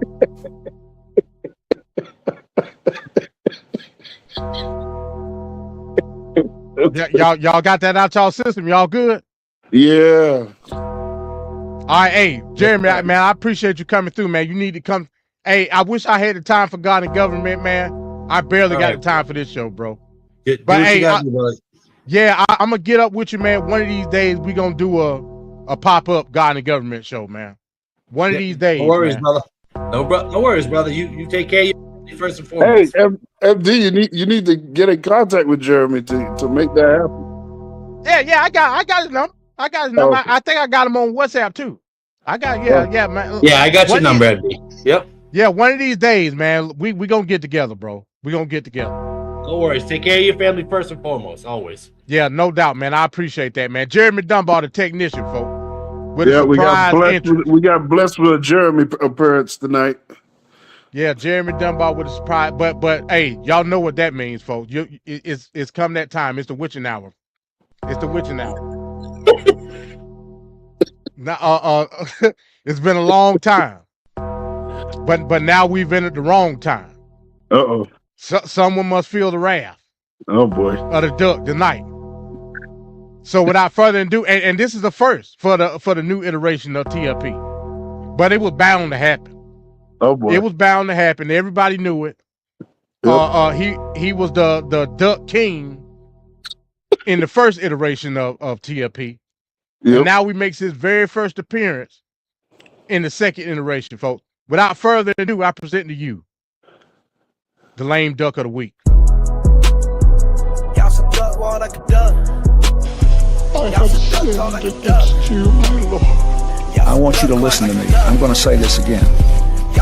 I did not have sexual relations with that woman, Miss Lewinsky. Now the story leaked by him to see it again is appearing now. Let me reassure you, the things that you will see in that story, those are not the words of Mark Robinson. We finally beat Medicaid. Thank you, President Biden, President Trump. He's right, he did beat Medicaid. He beat it to death. Duck went like a dove. Feathers fly in the air. Waddling in here, waddling. Y'all some duck, yeah, he's a duck.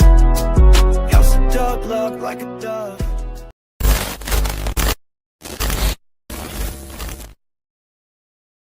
We're going to annihilate their navy. We're going to ensure that the region's terrorist proxies can no longer destabilize the region or the world.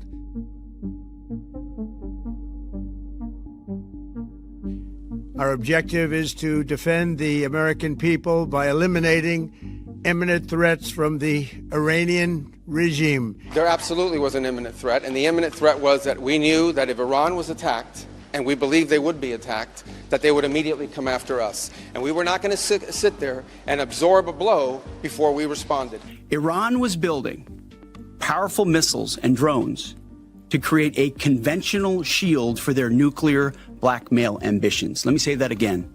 a conventional shield for their nuclear blackmail ambitions. Our bases, our people, our allies, all in their crosshairs. Iran had a conventional gun to our head as they tried to lie their way to a nuclear bomb. These actions are right and they are necessary to ensure that Americans will never have to face a radical, bloodthirsty terrorist regime armed with nuclear weapons and lots of threats. For almost 50 years, these wicked extremists have been attacking the United States while chanting the slogan, "Death to America" or "Death to Israel," or both. The Ayatollah was a radical cleric. That entire regime is led by radical clerics who don't make geopolitical decisions. They make decisions on the basis of theology, their view of theology, which is an apocalyptic one. That has to be taken very seriously as well. So that was the purpose for what this operation is all about. That's what it's focused on. We will finish this on America First conditions of President Trump's choosing. Nobody else's, as it should be. Senior White House correspondent Peter Doocy starts us off tonight live from Geneva. Good evening, Peter. And Brett, here in Geneva and also in Paris, it is after midnight. President Trump at this very moment is still at dinner with President Macron inside Versailles. And we were just told by a White House official that President Trump has signed a copy of the Memorandum of Understanding. There is some kind of a photo op that occurred. We expect to see that photo at some point soon. And what we know about this peace plan, it does not call for new weapons inspectors or sanctions on Iran. Instead, President Trump is saying that if they color outside the lines, he will just drop some bombs on their heads. And now the boss has to sell this Memorandum of Understanding to a skeptical American public. Key points shared by the White House. The U.S. will help develop, quote, at least $300 billion for the reconstruction and economic development of the Islamic Republic of Iran. And the United States of America undertakes to make fully available for the use of frozen or restricted funds and assets of the Islamic Republic of Iran. The unfreezing is an easy one to answer. We have taken a lot of their money, and we have their money. We have taken their money. It's not our money, it's their money. On a 14-point plan, it's not until point number 8 that you find this. The Islamic Republic of Iran reaffirms that it shall not procure or develop nuclear weapons. Bomb Iran if they don't comply, but there's nothing enforceable in the deal itself. Is that correct? Doesn't have to be. This map shows U.S. military assets on standby in the region if Iran starts charging tolls in the Strait of Hormuz. The alternative would be a worldwide depression. You can only go so far. Drive somebody into the ground. The president's perspective on ending the war, it was just time. The thing that's going to stop them from doing that, because you can't cover everything in a document, is common sense. They don't want to get bombed. They don't want to get hit. And if Friday's signing ceremony goes sideways, he's got a plan. There's some element to this where you send the vice president. If it works out, great, you look like a genius for sending him. And if it doesn't work out, it's the vice president's. I like that idea, sure. What? This way, if it works out, I'm going to take the credit. If it doesn't work out, I'm blaming J.D. You better be careful, J.D. He's going to turn his plane around and get the hell out of here. Yeah, I like that idea. We think he was kidding about that.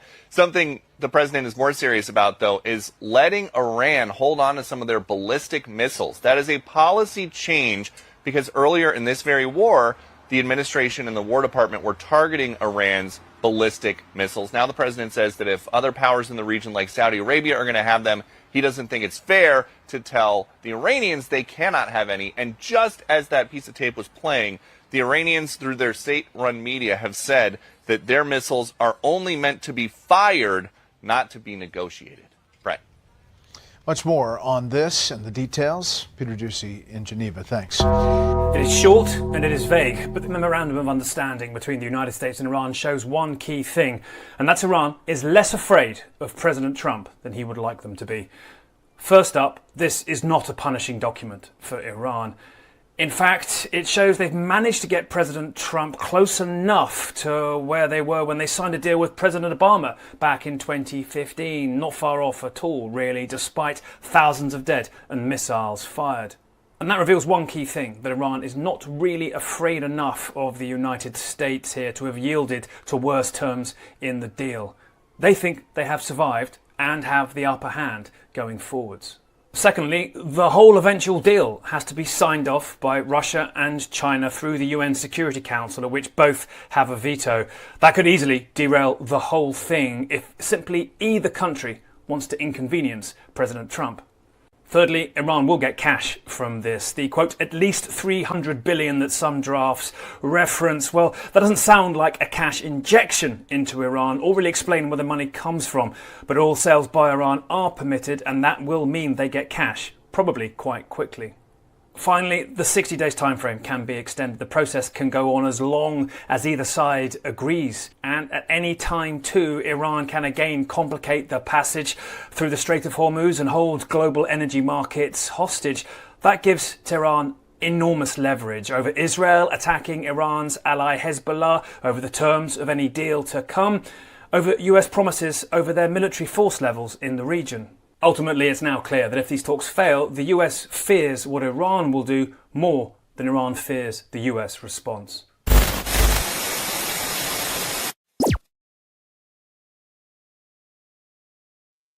So there you have it. This week's Lame Duck, folks. I'm going to be as clear as I possibly can in this. Trump came out looking like a sucker. Yep. Through this whole ordeal. Yep. This is quite possibly one of the worst deals in the history of American foreign policy. I'm just keeping it real. Yep. I'm just being honest. I can't be no more honest than that. This is horrendous. When people talk about all the debacles of presidents past, whether it be Jimmy Carter with the Iran hostage situation, or W with Iraq and Afghanistan, this is up there. I'm just being honest. And quite honestly, I don't think it's going to last. I'm going to just keep it real with you. I think after the 60 days, it's going to go right back to where we came from with the whole blockade with the Hormuz Strait. Because I don't see where any of this benefits the United States. I just don't see it. I don't see it. And I'm sitting here scratching my head trying to figure out why were we there? I would understand if we went in and debowed their oil like we did Venezuela, but we didn't do that. We didn't do that. I think that's what he wanted to do, but it didn't work out so well. Because the mullahs over there in Iran, they some tough cookies. You know, they often say when you believe in something hard enough, you're willing to do anything to keep it. And that's what Iran is. Venezuela don't believe in nothing. Venezuela, they folded like a cheap piece of cardboard. Folded. Didn't happen like that in Iran, a country of 90 million people. They said, you want to do this, let's do it. That's what they said. And I don't think Trump was expecting that. And now, you know, the United States got their ass in the wind proverbially with nothing to do. Just say, hey, look, you know, just going to fall turn. That's just what it is. And now Iran is in a even better position than they were with the JCPOA under Obama. Or even better. Again, it's all projection with Trump. I want people to understand this. Yep. Everything Trump say in regards of another president, whether it be Biden or Obama, it's not that he's dismissing the policies of those presidents. He just want to top it. That's all he want to do. He wants you to believe that they were bad deals, so to speak. And again, I don't think the JCPOA was a good deal. I don't. I think it gave a lot of leverage to Iran also. but not this much leverage. Not this much leverage at all. Yep. Like, this is ridiculous. Iran now knows, hey, look, at any point in time, we can shut this mofo down. Shut it down. Play with us if you want to. We'll lock it away. And it'll be a whole nother economic disruption in the oil market. They could do it just like that. Now they know they can. You know, yeah, we'll take a couple hits and a couple hundred lives lost. We can deal with that. We Muslims, we can deal with it. You know what I'm saying? This is bad, Venkat and Jeremy. This is real bad. Yeah, I agree. So, you know, yeah, go ahead, Jeremy. I'll let you get the first one. No, it's okay. No, I was just saying I agree with you. I agree wholeheartedly with you. I don't like Trump's foreign policies. They're absolutely awful. And you're spot on with it's worse than what Obama did because of he tried to play the bully and basically he was selling wolf tickets. He was selling wolf tickets. He got called on his bluff, and now we're in a worse position than we were in before. Personally, I think this is a bigger issue for citizens in the United States is the massive amounts of waste and warfare on other countries and giving away all kinds of military weaponry and funding and all that. It's hurting us economically, and it's creating a awful situation all around. And he's going to empower Iran. I mean, there's such contradiction with the ballistic missiles. Yep. He was bragging about the ballistic missiles, hitting them and we crushed them. And then he's saying they can use them. He went from, you shouldn't have nuclear weapons. Well, how are you going to go into somebody else's country and tell them what they can have? That's just stupid, number one. Yep. If you go to somebody's house, you just don't say, hey, I'm taking your sugar. You're going to get punched in the face. You ain't taking my sugar. No. So you got to go about it a little more diplomatic when it comes to foreign policy, right?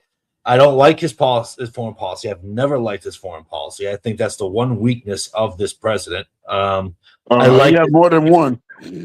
I like his domestic for the American people to try to spur the economy.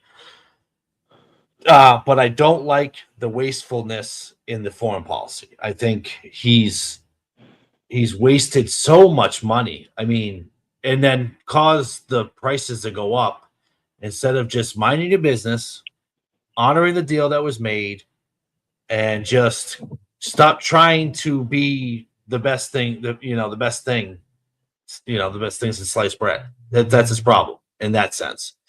I didn't like when Biden went over to Ukraine and meddled in that. They've been going on for hundreds of years. What are you going to do? You're not going to stop it.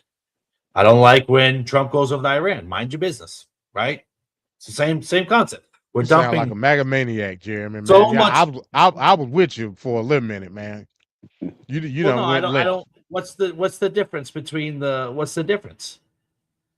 What's the difference between Iran situation and I tell you what, come back next week because we're gonna be talking about all of that in our Trump retrospect of first half of second term. That's gonna be the show next week.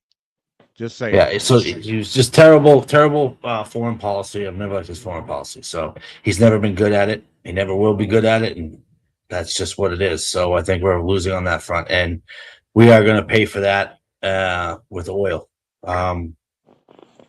Oil and gas, unless we start becoming self-sufficient, it ain't happening. We're gonna be eating that cost. Well, you talking about drill, baby, drill? That's what you're talking about? If we drill our own oil, right? We do become self-sufficient, right? It's part of producing, and then you can sell it in the market, right? It's business, right? That ain't working out so good, is it? Well, because they're not doing it. That's why. Yeah, you're right. No, they drilling. They drilling. They're It not just drilling ain't the to where type. they were. It ain't the type of drilling that you thought it was gonna be. Correct. They drilling bombs into people's houses. That's how they getting oil. That's the other. Yeah, they should be drilling here. Is what I'm saying. Not. I mean, how do you take over Venezuela and you're still in this predicament? Like When you you doing? drill here, don't you open up yourself to having like environmental issues and whatnot? You kind of like that's why they prefer drilling overseas and getting it from them. Let them do the work, and then we just get the end product. I mean, well, there you go. There you go. So yeah, but so you're kind of in a contradiction there, Van Cat. I just want to let you know that you were talking about businesses not going overseas, right? I'm just saying that it sounds good to say drill here. He did just say that, didn't he, Jim? He did say that. Oh, so yeah. Contradiction there. It's okay when it comes to the oil and the environmental. That's why he's the technician. That's why. Yo, He just caught you, Van Cat. He just caught you. Didn't catch me with anything. So you want Iran to have environmental issues, and that's okay. I'm just those saying, people over there are a lot struggling, a lot worse than the United States people. But Yeah. you don't want us to, right? Well, Okay. you know. That's taking advantage of them, isn't it? I'm just saying, the United States. If Just saying, you're drilling all over the United States, those areas Not where you're all over. drilling, it's going to be hard to live in that area. Well, they so got you can they drill got more off the open coast. areas.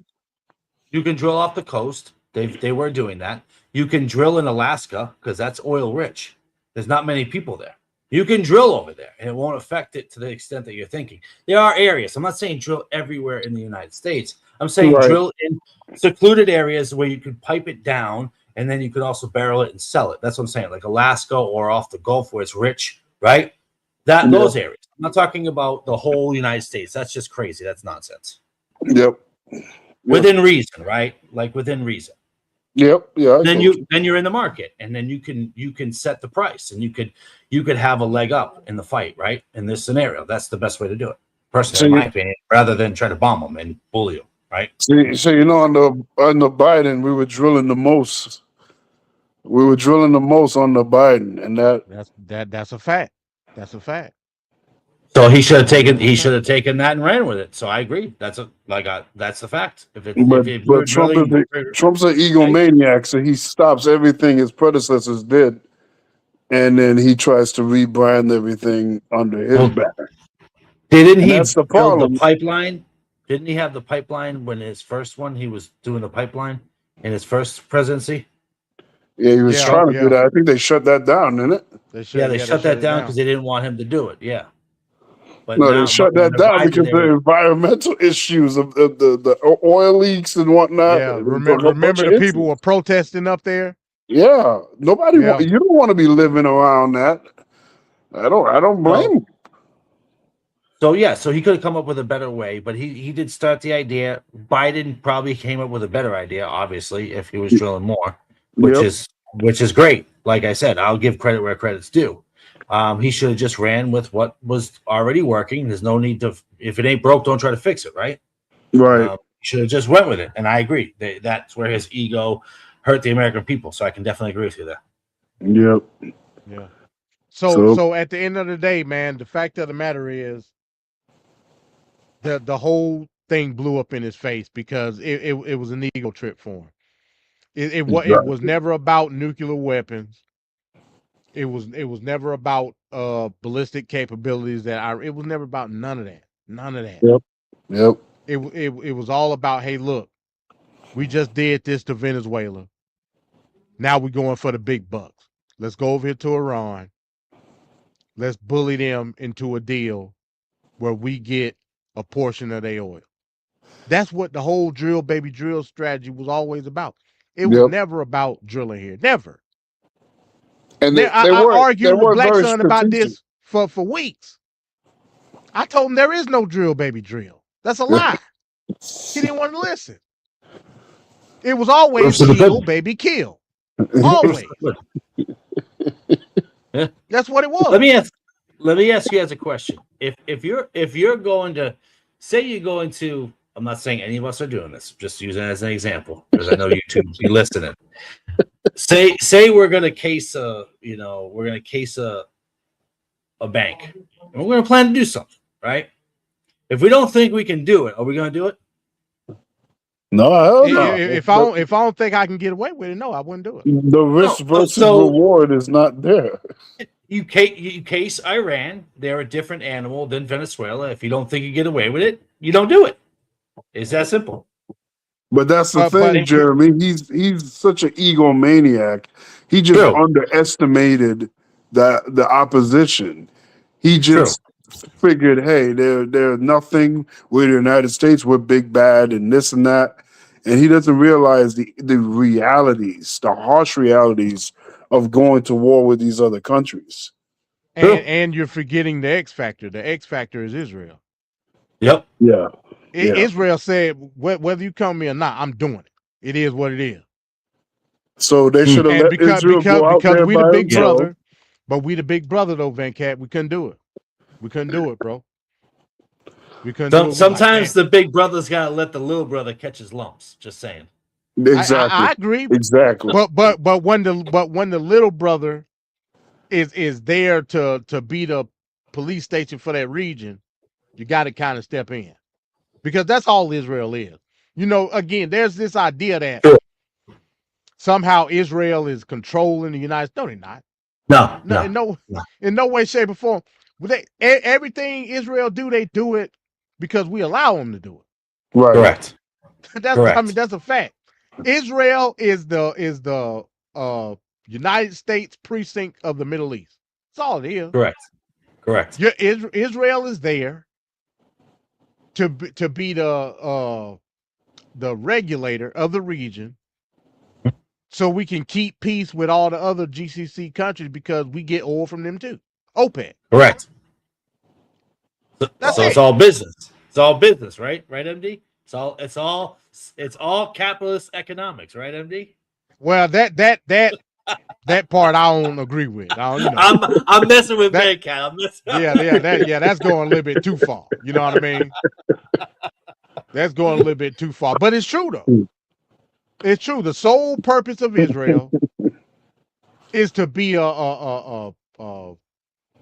I guess you would say like a security post for the region, so we can keep everybody else in line, so we can keep getting that money via oil. That's it. And because it's been so long, the people of Israel have become emboldened. Like I call it the Veruca Salt effect. That's what it is. Israel is Veruca Salt. The United States is the daddy in Willy Wonka in the chocolate factory. We tell Israel, you want a purse, you want to go to Willy Wonka factory. Here's the money for it. Whatever you want, sweetheart. And then Veruca Salt Israel say, no, I want it now. I want to bomb Iran now. I want Gaza now. That's what they do. And we say, go ahead, sweetheart. Go ahead, honey. Whatever you want. My goodness. That's what we do. And then when stuff go left, we say, oh, we got to come in and, I got to go talk to the manager. I.e., I got to go help you bomb Iran. And it don't work out. And then you end up the bad egg, like in Willy Wonka and Chocolate, and you go down the chute. Haven't we learned from that the Middle East is just someone we should not be playing with in that manner? Haven't we learned that from the past? I know. How many countries have we attempted and fallen short? Yep. Well. When do we look at history? I would disagree to this extent. Most of the Middle Eastern countries done fell in line already. It's the ones that haven't that we got the problem with. And we've never won against them. Like never. Jordan and the rest of the GCC, Saudi Arabia and Qatar and Oman, they don't fell in line. But those are the countries with the money. Yeah, but I'm talking about like Afghanistan. I'm talking. Oh yeah. We don't stand a chance against them because Iran. I'm talking those countries. Now this goes into your wheelhouse again, Jeremy, and And after this, I got to get it because it's past 12. I got to go to sleep. So with those countries, there's a difference between the GCC countries, the OPEC countries, and the Shia and those countries, right? And again, you know, like Iraq became Shia after Saddam and all of that. Those people are they live and die by their beliefs, Jeremy. You know that, and I know that. Oh yeah. You know, I didn't want to get this deep, but you led me no choice. You know what I'm saying? Those countries live and die by their belief. It's bigger than any type of diplomatic approach. It's just bigger than that. Correct. They willing to die. Well, clearly. They willing to die. What they say when somebody get killed over there, they've been martyred. Yeah. And at the end of the day, it come down to that. Yeah. So I mean, it's a no-win situation there. That's where you got to just kind of. There you go. There you go. You got to chalk it up to what it is. The crown prince of Saudi Arabia, he don't want to die. No, he got too much money. Yeah. He like, man, I don't want to die. I'm with y'all, United States. Okay, USA, like Bloodsport. Oh yeah. Oh yeah. That's them guys over there. That's how they living. But is Islamic Republic of Iran, ISIS, all them, they're like, hey man, let's do it. I want my 7 virgins now. Let's do it. Yeah. That's a different animal, for sure. Different animal altogether. You can't mess with it, for sure. I agree. So with that, I'm gonna leave it at that. That was a tidbit of God and government at the end, right there, y'all. So be on the lookout for that show. It's gonna return at some point. It's gonna return. With that being said, hey, I gotta go to sleep. It's 12:15. All right, brothers. 12:15. So listen, one Vat Cat get on that socialist soapbox, man. It ain't no telling how long you're gonna be here. It ain't no telling, bro. It ain't no telling. He done ran Ricardo off. It ain't no telling, man. Oh God.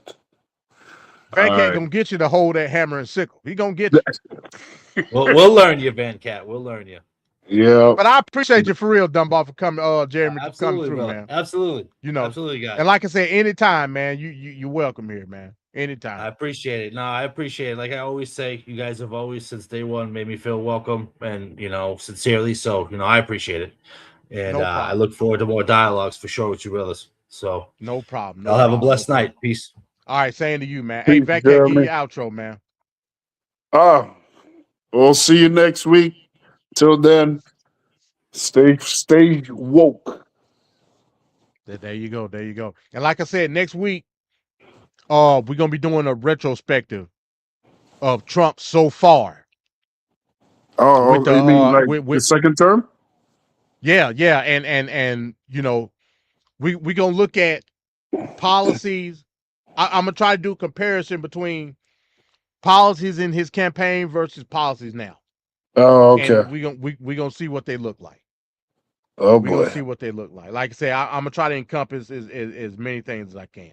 It's gonna be rough. So yeah, it's gonna be pretty bad. But with that being said, man, I'll see y'all next week.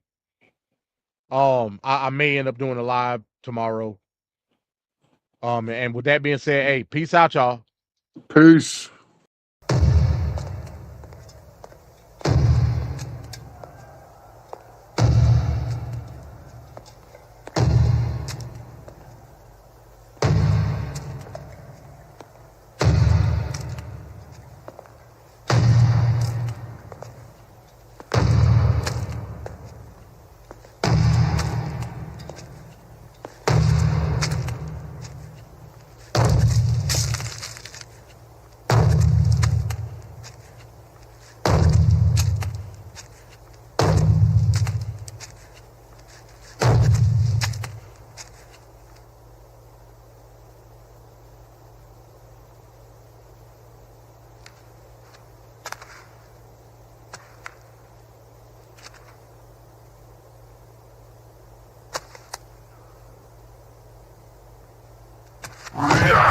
Yeah.